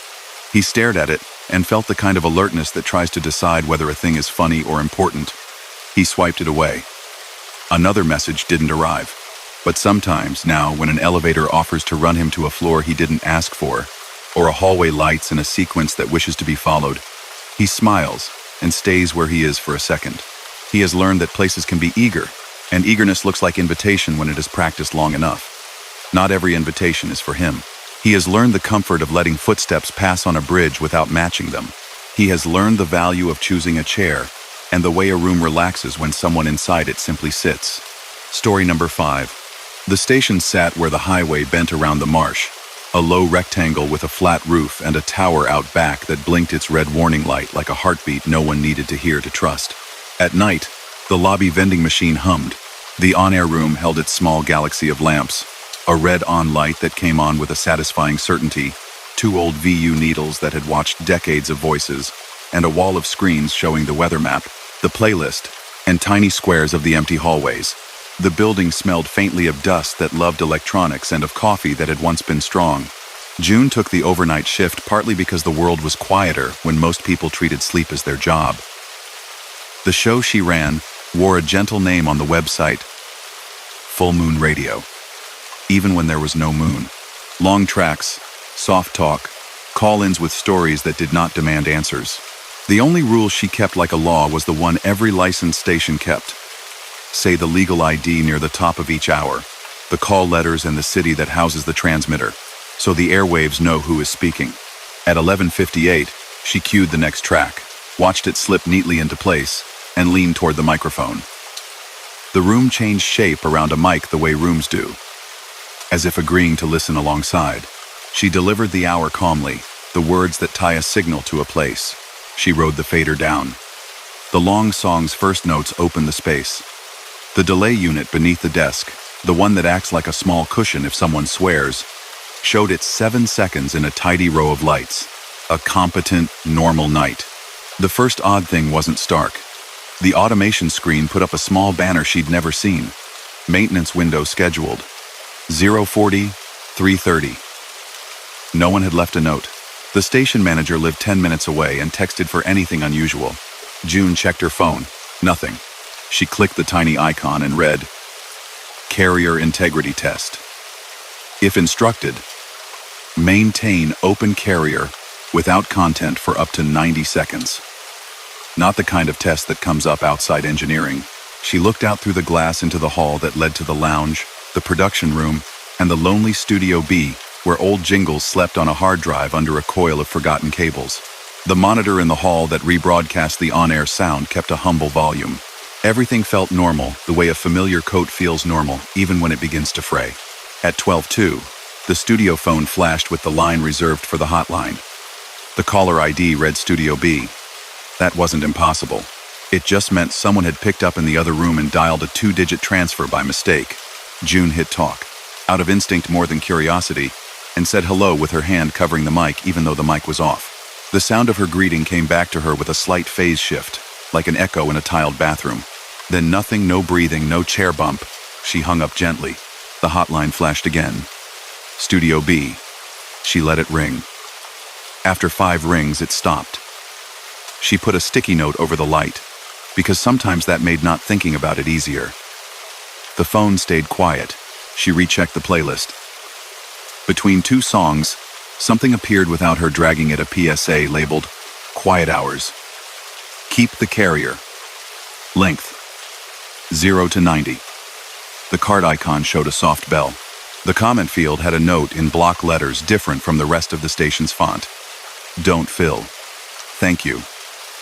Her hand hovered over the delete key, then moved to the mouse pad without pressing.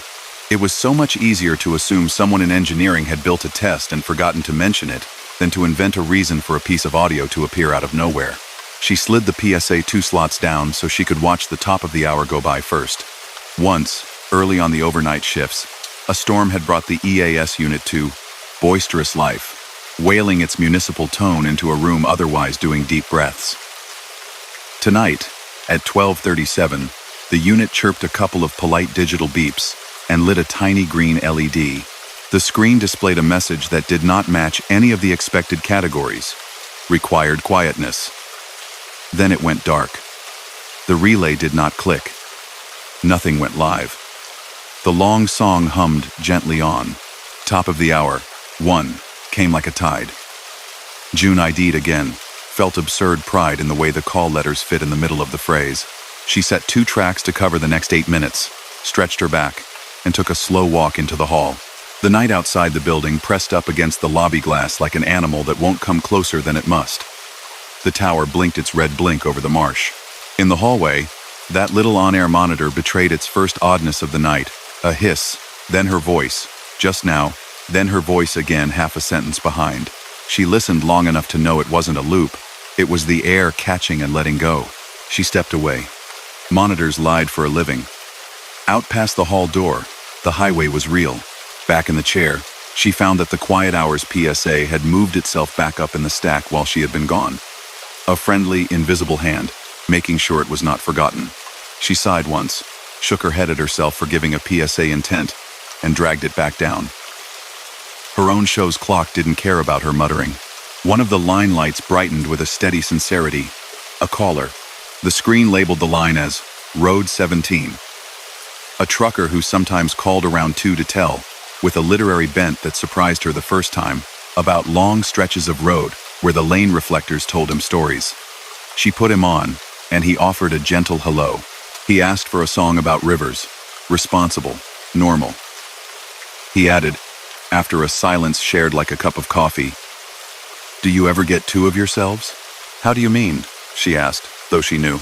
"Tonight I get you, then another you just behind like a kid following a parent across a parking lot. Feels kind. Odd, though. Makes this road feel not as long." She smiled into the mic.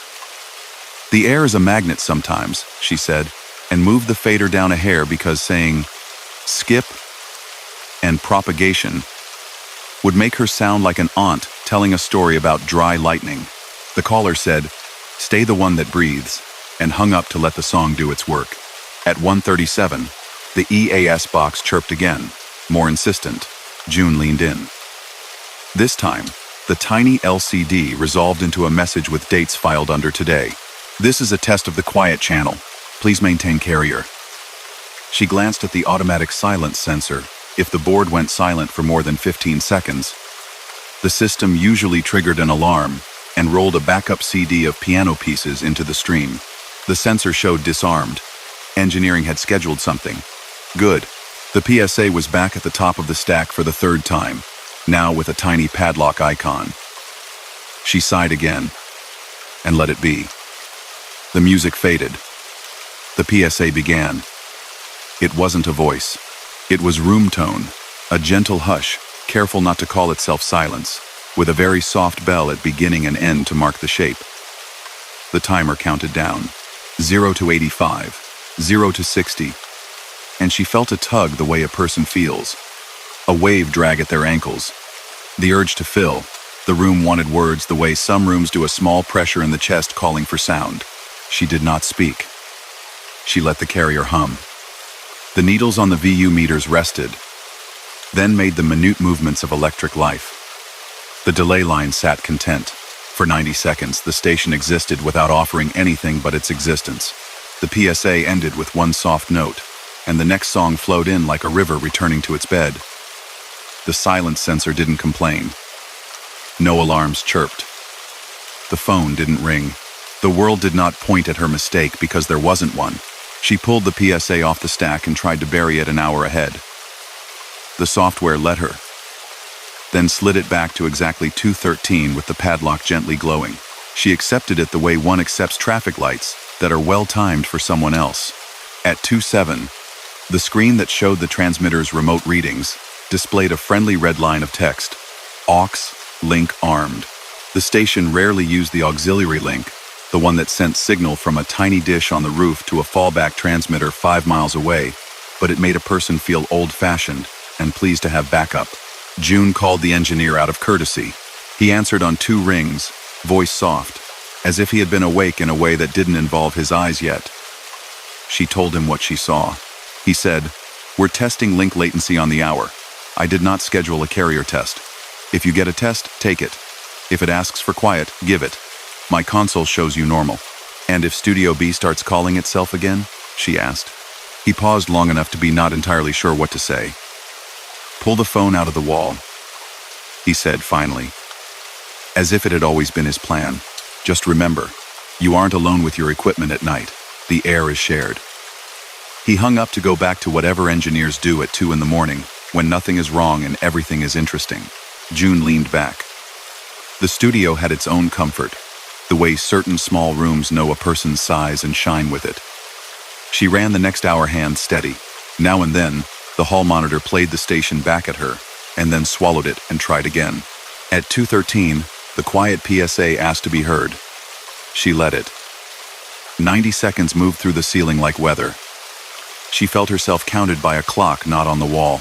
After, she gave the small news break without stumbling, like a person who has not let their breath be stolen. At 2:30, a square on the screen that showed Studio B brightened without anyone in the chair. The empty room wore its emptiness like a coat hung well. On the audio router display, a root made a brief shape and vanished, something connecting, trying, declining. June looked at the whiteboard in Studio B through the window. Someone had left a list of things to fix in green marker weeks ago. A new line had been written underneath in precise, careful print. ID at 3:15 tonight. Not 3. It matched nothing in any calendar. She walked down the hall with a thought of tidying the whiteboard, then stopped in the doorway. The speakers in that room carried the faintest sound of a reels leader flapping, a noise no one had heard here in years. She glanced at the equipment rack. There was no old tape deck anymore. The closet had relinquished all reels when the station moved studios. She stood, felt the room shape, and closed the door. Back in the on-air chair, the board asked to be the only thing she looked at. Top of the hour arrived and waited without insisting. June felt the reflex to say the letters that married a signal to a city. She felt the green print instruction writing itself inside her chest. It was only 15 minutes, and there were allowances for tests. She left the mic closed. The song took the minute gently. She waited. At 3:13, the quiet PSA played of its own accord without being cued. She did nothing. The soft bell. The room tone that was the room's own breath. The tower blinked on and off in the window past the hallway. She made the ID at 3:15. She spoke the call letters with a simplicity that surprised her. The city's name sat where it should, and sounded newly like a kindness. In the moment after she spoke, the EAS unit clicked once in a restful way, like a light turned off by a careful hand. The auxiliary link disarmed. The transmitter display returned to its ordinary numbers and their ordinary care. The hotline lit. Studio B. She did not pick up. It rang, and she let a phone ring in a way against every grain of work, taught to a living human. At the 7th ring, the light went soft, and the line panel recorded a missed call with the same neutral small font as everything else, inbound 216 internal. Her sticky note kept its place over the light. It felt absurd and practical at once. The next call came from a number the board labeled with a highway marker. The voice belonged to someone who drove through night because night drove easier. "I don't know what you did," they said, "but something that was heavy across the marsh isn't heavy now." There was nothing to say to that would not make the moment into more than it needed to be. June said, "Drive safe," and faded up a track where a piano played like water. Just before 4, the station settled into the specific quiet that rides the far side of the night's crest. The red on light felt less like an alarm and more like a candle. The air beyond the glass was less black and more the deep blue that pretends toward morning.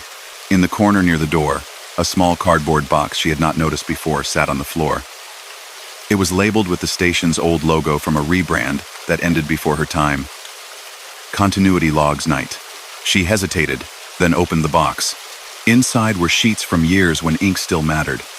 A note in a slanted hand said, "If the air asks for room in the small hours, give it room. Hold your name a few minutes later. The air likes a boundary more than a rule. Signed, K.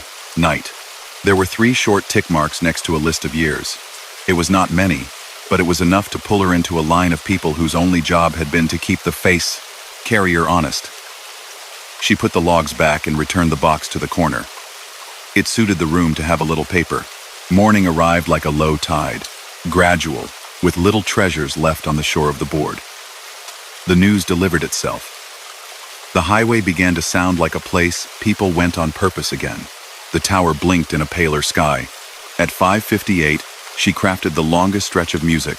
The clock allowed so the day host could slide in without having to talk out of something abrupt. She cleaned the faders with the gentle stroke that keeps dust in its place.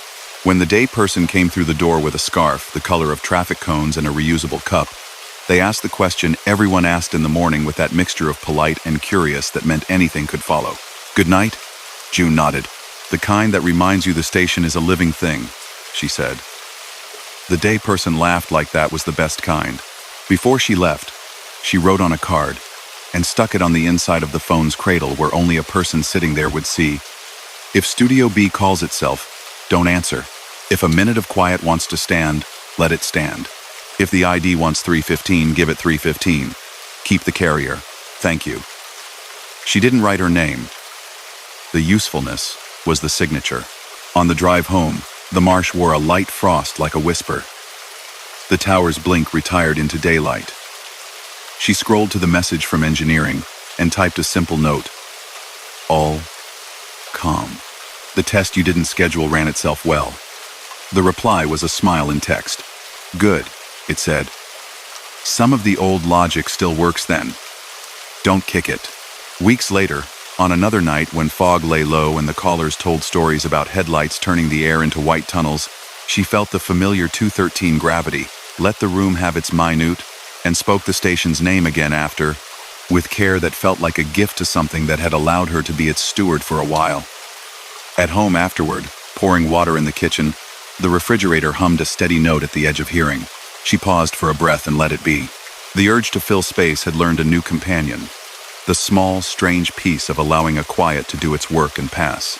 Story number 6. The old municipal theater wore its history the way velvet wears light softly, with a memory for every touch. By day, buses idled out front for school matinees, and parents corralled children beneath posters from long-closed productions.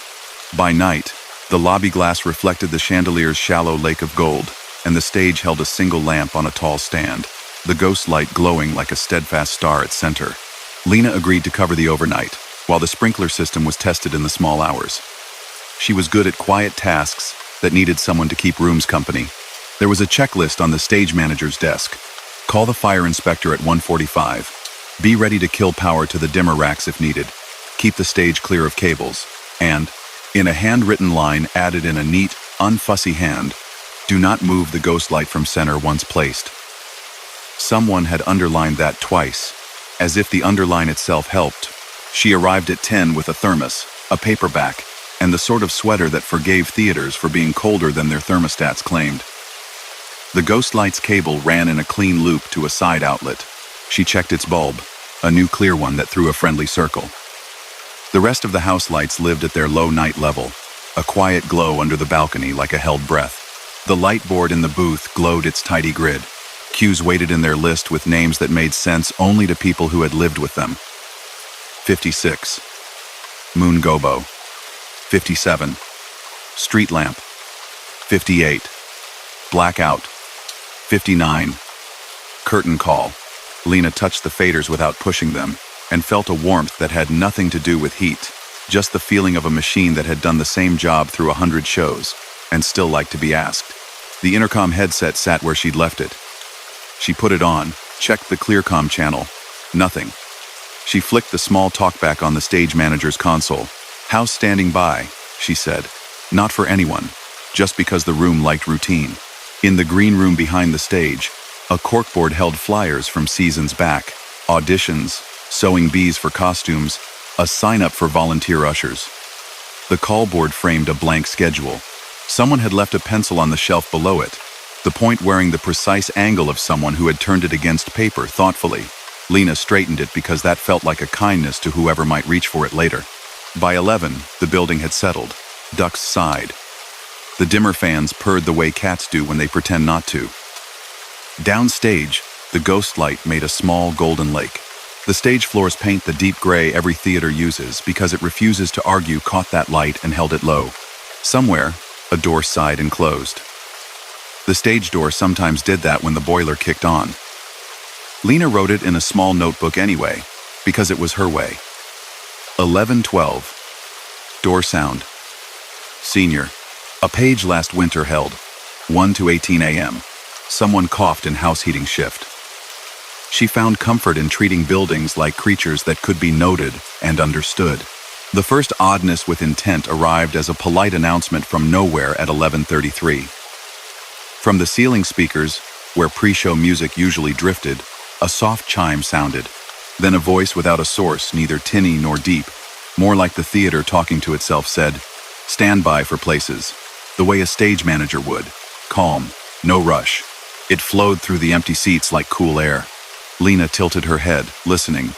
The clear comm remained silent. She replied anyway, quietly, out of respect for tradition. "Thank you." 5. The words placed themselves in the air and stayed without echo. On the light board, a new cue appeared at the top of the list. 00. House remembers. No designer had programmed that. When she scrolled to the details, the cue held a single channel.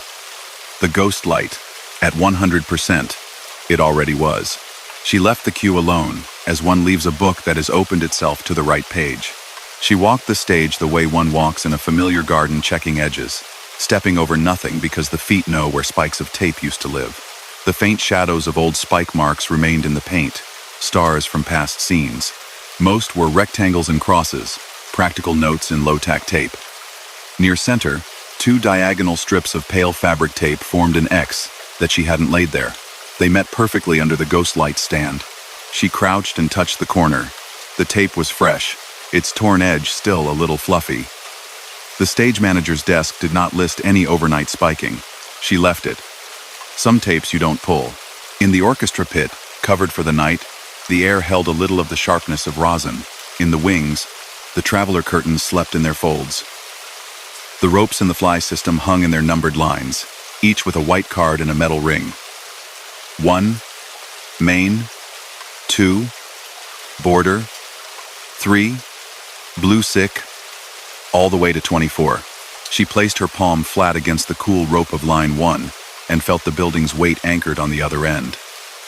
She released it with care and did not let it think she needed anything from it. At midnight, the clock in the lobby ticked into a new day, a soft sound, a change only because someone had agreed to call it that. The fire inspector texted, "Running late, but still tonight. Rain on the east side, may slow." She sent back, "No rush." The ghost light flickered, a breath, then held.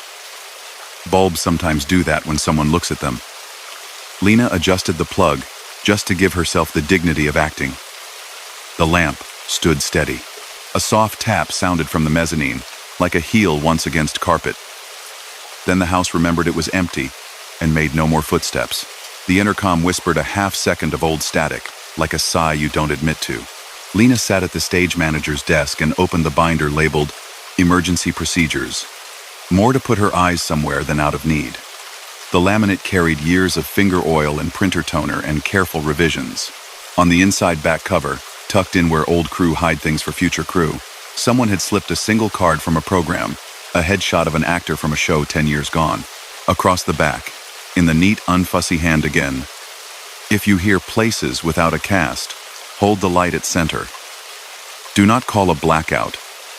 The room wants its circle." She propped the note where she could see it. At 12:17, the God mic, the small microphone, meant to project a stage manager's voice to the stage during tech, clicked on of its own accord and carried a breath across the speakers. Then a line in a tone ordinary enough to be both anyone and everyone. "Hold one. Not an alarm. The kind of hold one calls to let a prop find its table." Lena thumbed the talk button. "Holding," she said, and the God mic clicked off with a satisfied little snip, as if the building had wanted the reply more than the hold itself. The sprinklers waited above like a constellation nobody names, their heads small circles in the blackness between lights. The water main test would run a quick pressurization not strong enough to pop the heads, just enough to make a meter jump and note its numbers. Lena pictured the scene, the inspector's hands, the monitor, the polite insistence of water through pipes. The thought calmed her. At 12:44, the auditorium doors at the back eased against their frames with a murmur, the draft playing them as instruments. The exit signs gave their steady, watchful green. Lena stood in the aisle and looked from the stage to the balcony and back, as if she were testing the space for echo. Then she noticed that one seat in row G, seat 17, had its spring down not all the way, but the slight angle of a seat that remembers someone just left. She had walked the row earlier, and all had been upright. She put a hand on the back of the seat next to it and did not touch the occupied one. The seat lifted, slow and decorous, of its own mechanics. She took a breath that let itself out without comment. She returned to the deck. The ghost light circle looked a little larger, but that could have been her eyes adjusting to the long deep of the auditorium. She checked the board again. saw something she did not wish to see, not because it hurt, but because it asked a question, a cue inserted halfway down the sequence she knew by heart. 86. Open up. No designer's initials. No note. She highlighted it and the board showed its contents. A gentle fade of house lights down and blue backlights up, a gobo of a window cranked to slow rotation, and a line to the motorized doors upstage. Open 10%. She sat and watched her own hand. She did not run it. An old superstition lives in theaters about certain words, about whistling, about gifts given to the stage on closing night. These become less about fear and more about humility, the sense that a room like this holds more than the people inside it and must be treated with courtesy. Lena thought of the card. Do not call a blackout. She kept the ghost light at center. She reached for the anchor switch on the house panel, an architectural override that holds non-show lighting steady. She pressed it gently. The panel glowed a soft white. Anchored. At 1-3, the stage door buzzer sounded. 3 short tones. She checked the camera. Nothing, just the alley and its rectangle of quiet, and the poster board announcing a summer concert. Rain dimpled at the corners. The buzzer did not sound again. No one knocked. She left it. The dressing room mirror lights glowed in the monitor like a square of day. The makeup tables held their brushes in little mason jars. Someone had left a folded towel, washed and clean. It belonged to no one in particular. She felt a brief cramp in her chest as if the building had tried to show her kindness, and the feeling passed. On the God mic, softer, places for Q86. It was not a demand. The kind of asking that expects to be told yes, because it rarely hears no. Lena put her fingertip on the talk button and held for a heartbeat, then took her finger away. She let the request be a request and not a command. The board did not move. The doors upstage stayed closed. The window gobo did not turn. At 1:22, a small printer in the box office clicked and fed a short curl of paper as if an order for a concession had been placed. Lena walked out across the lobby and took the paper without snatching. Someone had typed in all caps with a readable patience. Midnight maintenance walk is diagonal. Do not shadow center. Thank you. The font was too clean to be from an old machine and too odd to be from any of the theater's computers. She tucked the slip into the checklist binder under the ghost light note. Diagonal then. The X of tape under the lamp had chosen. Truthfully, the fire inspector called from the parking lot at 1:49. He would need 20 minutes to run through his measures. He liked to make conversation because some nights invited. He stood at the back of the house near the aisle, where the exit light made the carpet into a map. I love this room when it's empty, he said, hands on hips, looking at the stage. It's like it's holding its breath so it won't scare anyone. Lena smiled. He ran his test in the small room near the boiler. Pipes clicked. A pump hummed and agreed. Air in the lines sighed. He signed his form and thanked her. We're ahead, he said. Nothing to worry about. When he left, the stage seemed to nod. The ghost light wavered and steadied. The house did a small exhale that was not dramatic and felt like making the bed after a long day. At 2:04, she heard what sounded like light rain, not overhead but across the stage itself, the sound of water on canvas. There was no water. The sprinklers had held. She stood in the wing and realized it was the sound of brushes from a scene shop years past, memory recorded in the wood. She let it continue until it finished itself. The urge to fill the silence with an apology was strong and unnecessary. A quiet shuffle traveled across the bridge of the mezzanine, as if someone had chosen a different seat and then changed their mind. On the light board, Q86 gave itself an asterisk, the symbol a programmer leaves to say this is ready. The God mic whispered, Stand by. And go. And then stopped before the last syllable. The board did not answer. Lena sat at the stage manager's desk and did the work that had always answered such moments. She called her own cue, out loud, to the empty room. Stand by, ghost light, she said, and waited. And the waiting itself did something to the air, smoothed it. Ghost light, hold. She could feel something like a smile at the back of the stage, the way a curtain smiles when a breeze is kind to it. She thought of the theater's old superstitions and then decided, because superstition without choice is only fear, to make a ritual she believed in. She took from her bag the thermos lid and placed it on the desk under the note, as if it were a small dish in a household that keeps such things. "Thank you," she said to the stage, not venerating, just acknowledging. The room accepted the word without making a scene about it. At 2:22, from the ceiling speakers again, the first few bars of a pre-show playlist from A Season Gone strings and a brushed drum rose and faded. The volume stayed polite. The mezzanine seat that had moved earlier stayed where seats belong. The printer in the box office stayed quiet. In the fly loft, a counterweight settled the way heavy things do when they find their balance. The stage door did not sigh. Lena walked her diagonal, as the paper had asked, from upstage left to downstage right, giving center its circle. She kept her steps inside the grain lines of the floor. Crossing that way felt like saying gently, "I see you." The ghost light filled the circle and did not resent the perimeter.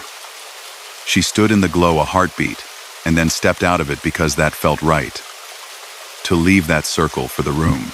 At 2:37, a headset on the music stand downstage right lit a thin green ring, the kind that shows a channel open.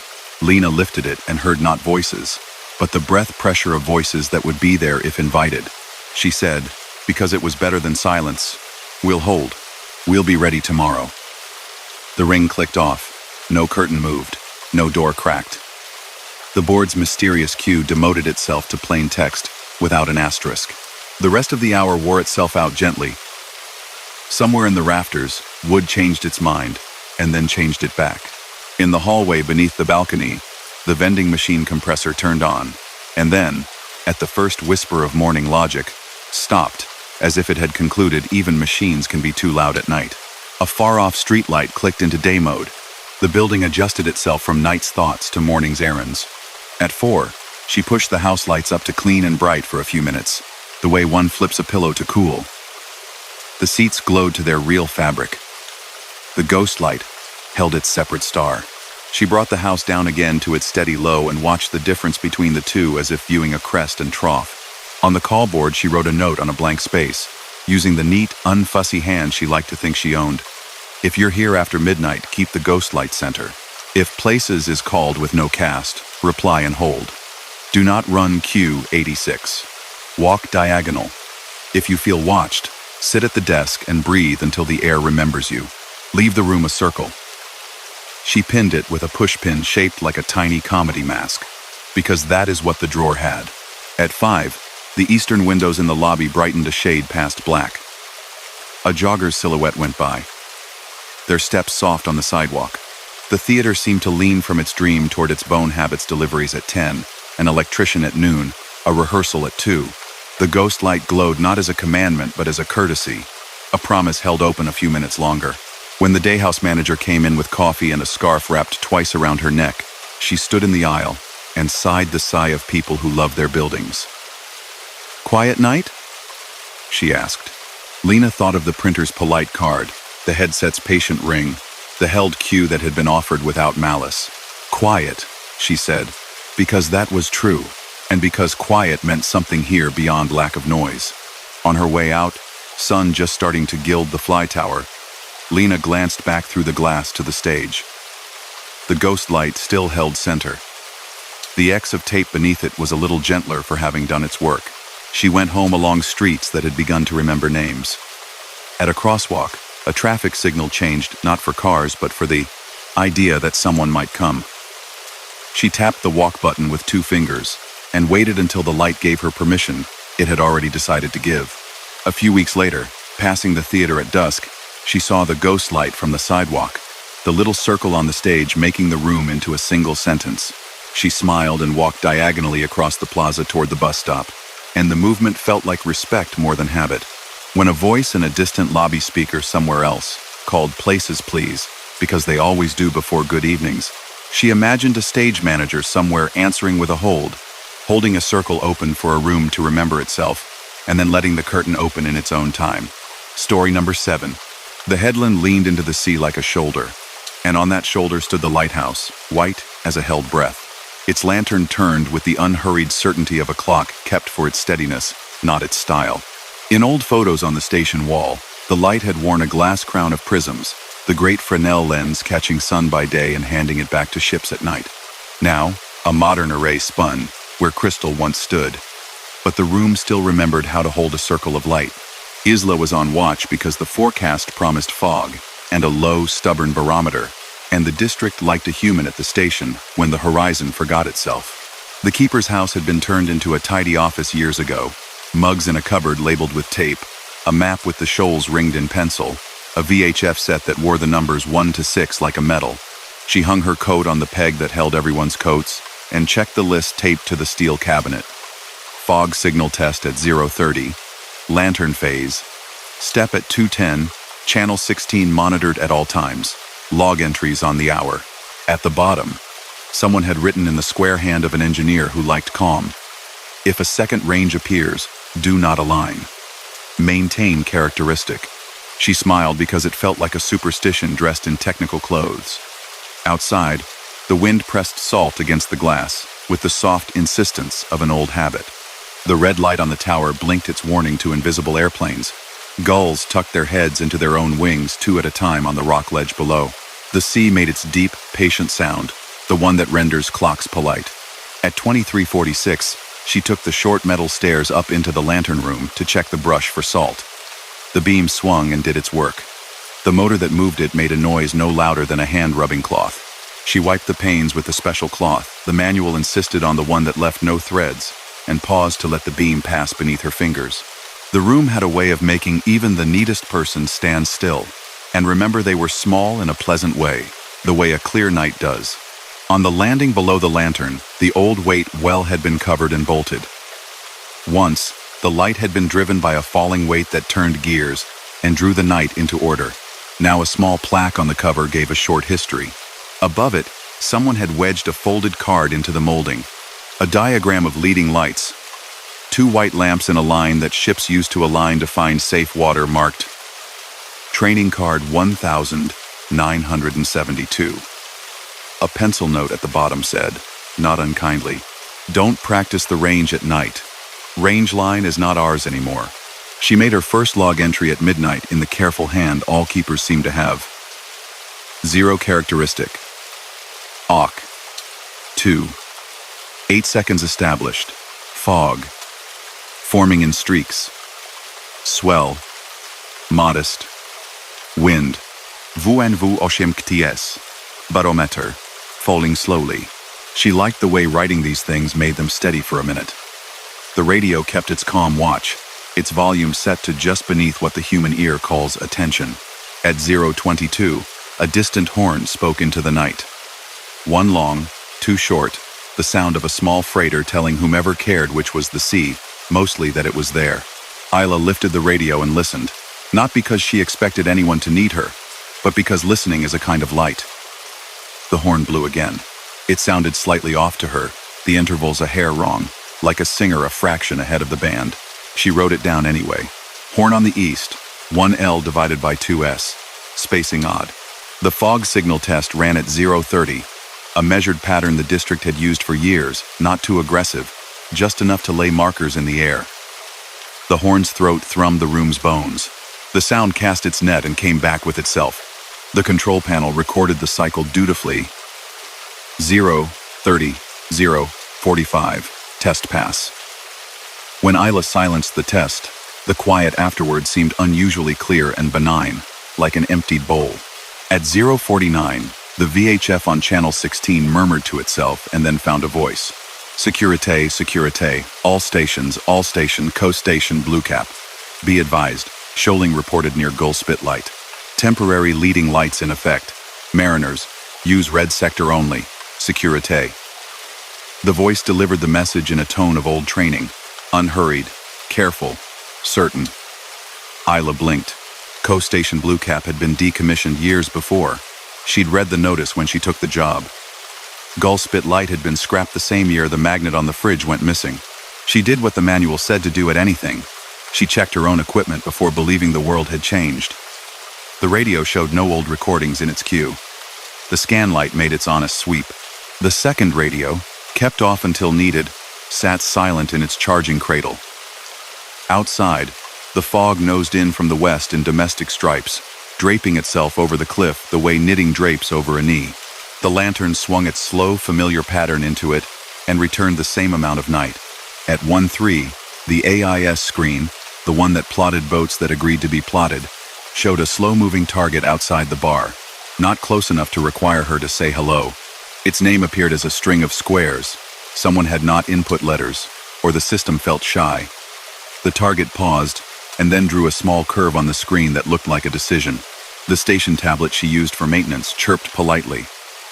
A new notice had arrived. Lantern alignment assist available, it read, in the same cheerfulness as a weather app, suggesting a good day for laundry. It offered a button, Start Demo, beneath in smaller print, for training only, do not conduct during poor visibility. She touched the screen to cancel, then left it face down on the desk. The lantern above continued its small revolution, a machine doing what a machine loved. She poured tea, set the mug on the exact circle where everyone set mugs to keep the varnish honest, and read the laminated cards that lived in the drawer. Fog signal patterns, how to unstick a sticking relay, who to call if the stairs decided to be stairs in name only. At the bottom, folded twice, a handwritten note lived as if it had always waited there. If you hear a range called that isn't yours, hold your characteristic, call your own identity on the quarter hour, and do not go onto the gallery to see the second light. Signed, SP, Keeper, last winter.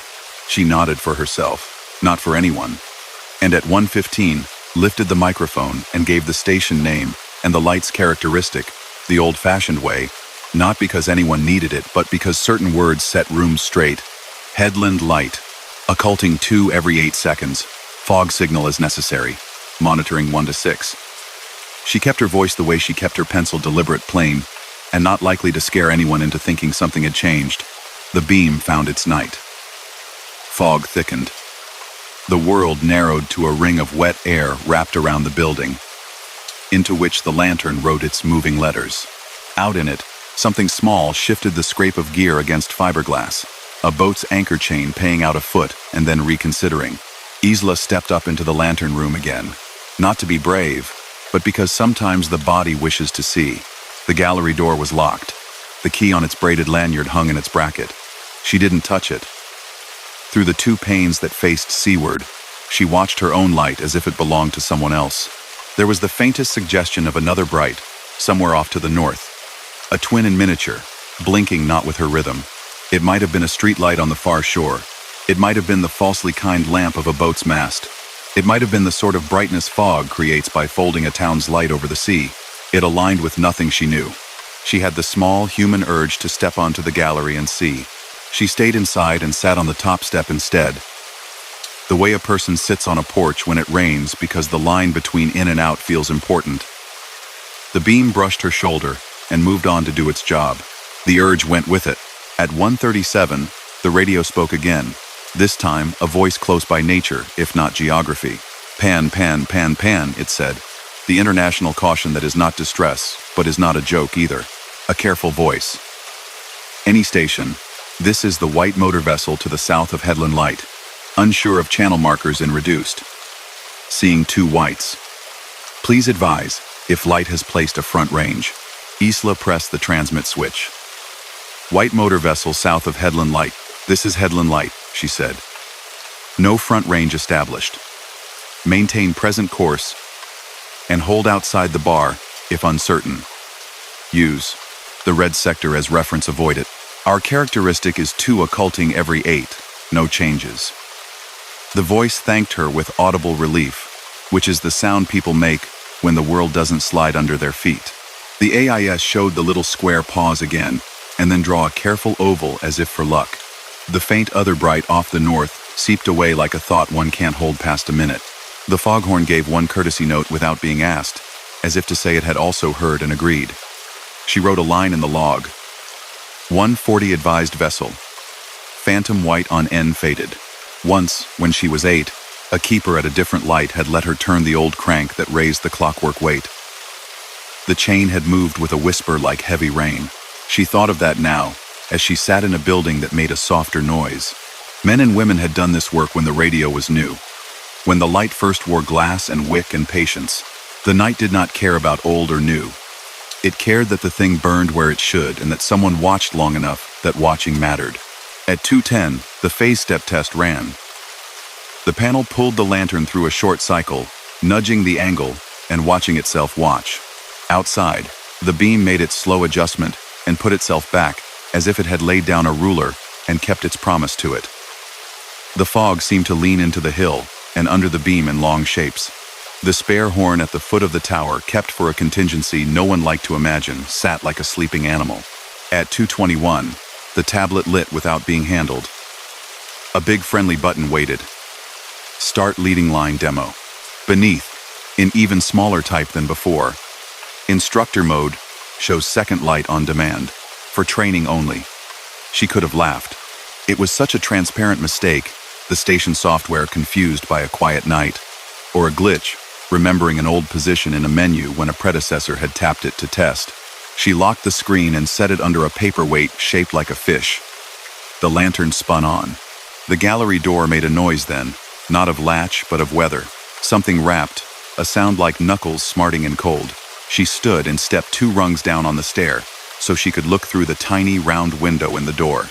The glass was a circle, old enough to have bubbles. Outside was fog, her light moving through it. Nothing more. The rap came again, exactly between the seconds, the way a metronome gets bored and tries to be a drum. She felt the simple human thing she had not felt yet, that little pinch that asks if you are alone. She spoke softly to the air that made the room. We are fine, and we have work. The rap stopped. Sometimes, if you offer a room work, it takes it. She returned to the desk and found that every clock in the room agreed, in a way clocks do not always. 2:33. She waited until the quarter. At 2:45, she lifted the mic again and said the name of the place. The act felt like setting a full glass of water down on a table. Quiet, practical, and satisfying. The old binder of local notices lived on the shelf under the windowsill, where drips had dripped before someone sealed the leak better than anyone expected. She took it down and thumbed it open without a destination. A sheet fell out, a photocopy of an old hand-drawn chart, the headland and its shoals traced by someone who had walked their edges when walking. Such edges was something one did with a long pole and faith. A dotted line ran across the mouth of the bay where no channel ran anymore. The dotted line had a note in pencil. Old channel appears in fog at 0.3 after low. Do not follow. The pencil had the weight of a person who had written other warnings and grown tired of their own care and kept caring anyway. At 3:4, the foghorn, unbidden, gave 3 soft notes of its own making, like someone warming their voice. Isla checked the control. Nothing had changed. In some moods, machines are like birds, they sing to hear their own shape. The notes did not match any signal. The air took them and made no complaint. A faint, wide brightness opened in the fog toward the north, as if the beam had found a partner beyond the shoal. The wide light narrowed, lined itself up with her own for a moment, and made a straight path across the water, the old trick of leading lights, 2 whites making a road out of dark. It was beautiful in the way of all the quiet work of navigation. It was wrong in the way the card had said. Isla walked up into the lantern room and stood where the stairs met the equipment. She stood inside the smell of salt and warm electrics. She did not touch the key to the gallery. She did not lean. She stood and watched her light move through its promises. The second brightness waited, hoping a person would help it make a line. She let it have its hope and gave it no more. Down at the radio, channel 16 rustled, did not speak. The AIS target drew a slow loop and found the space where waiting feels like skill. The fog held its position.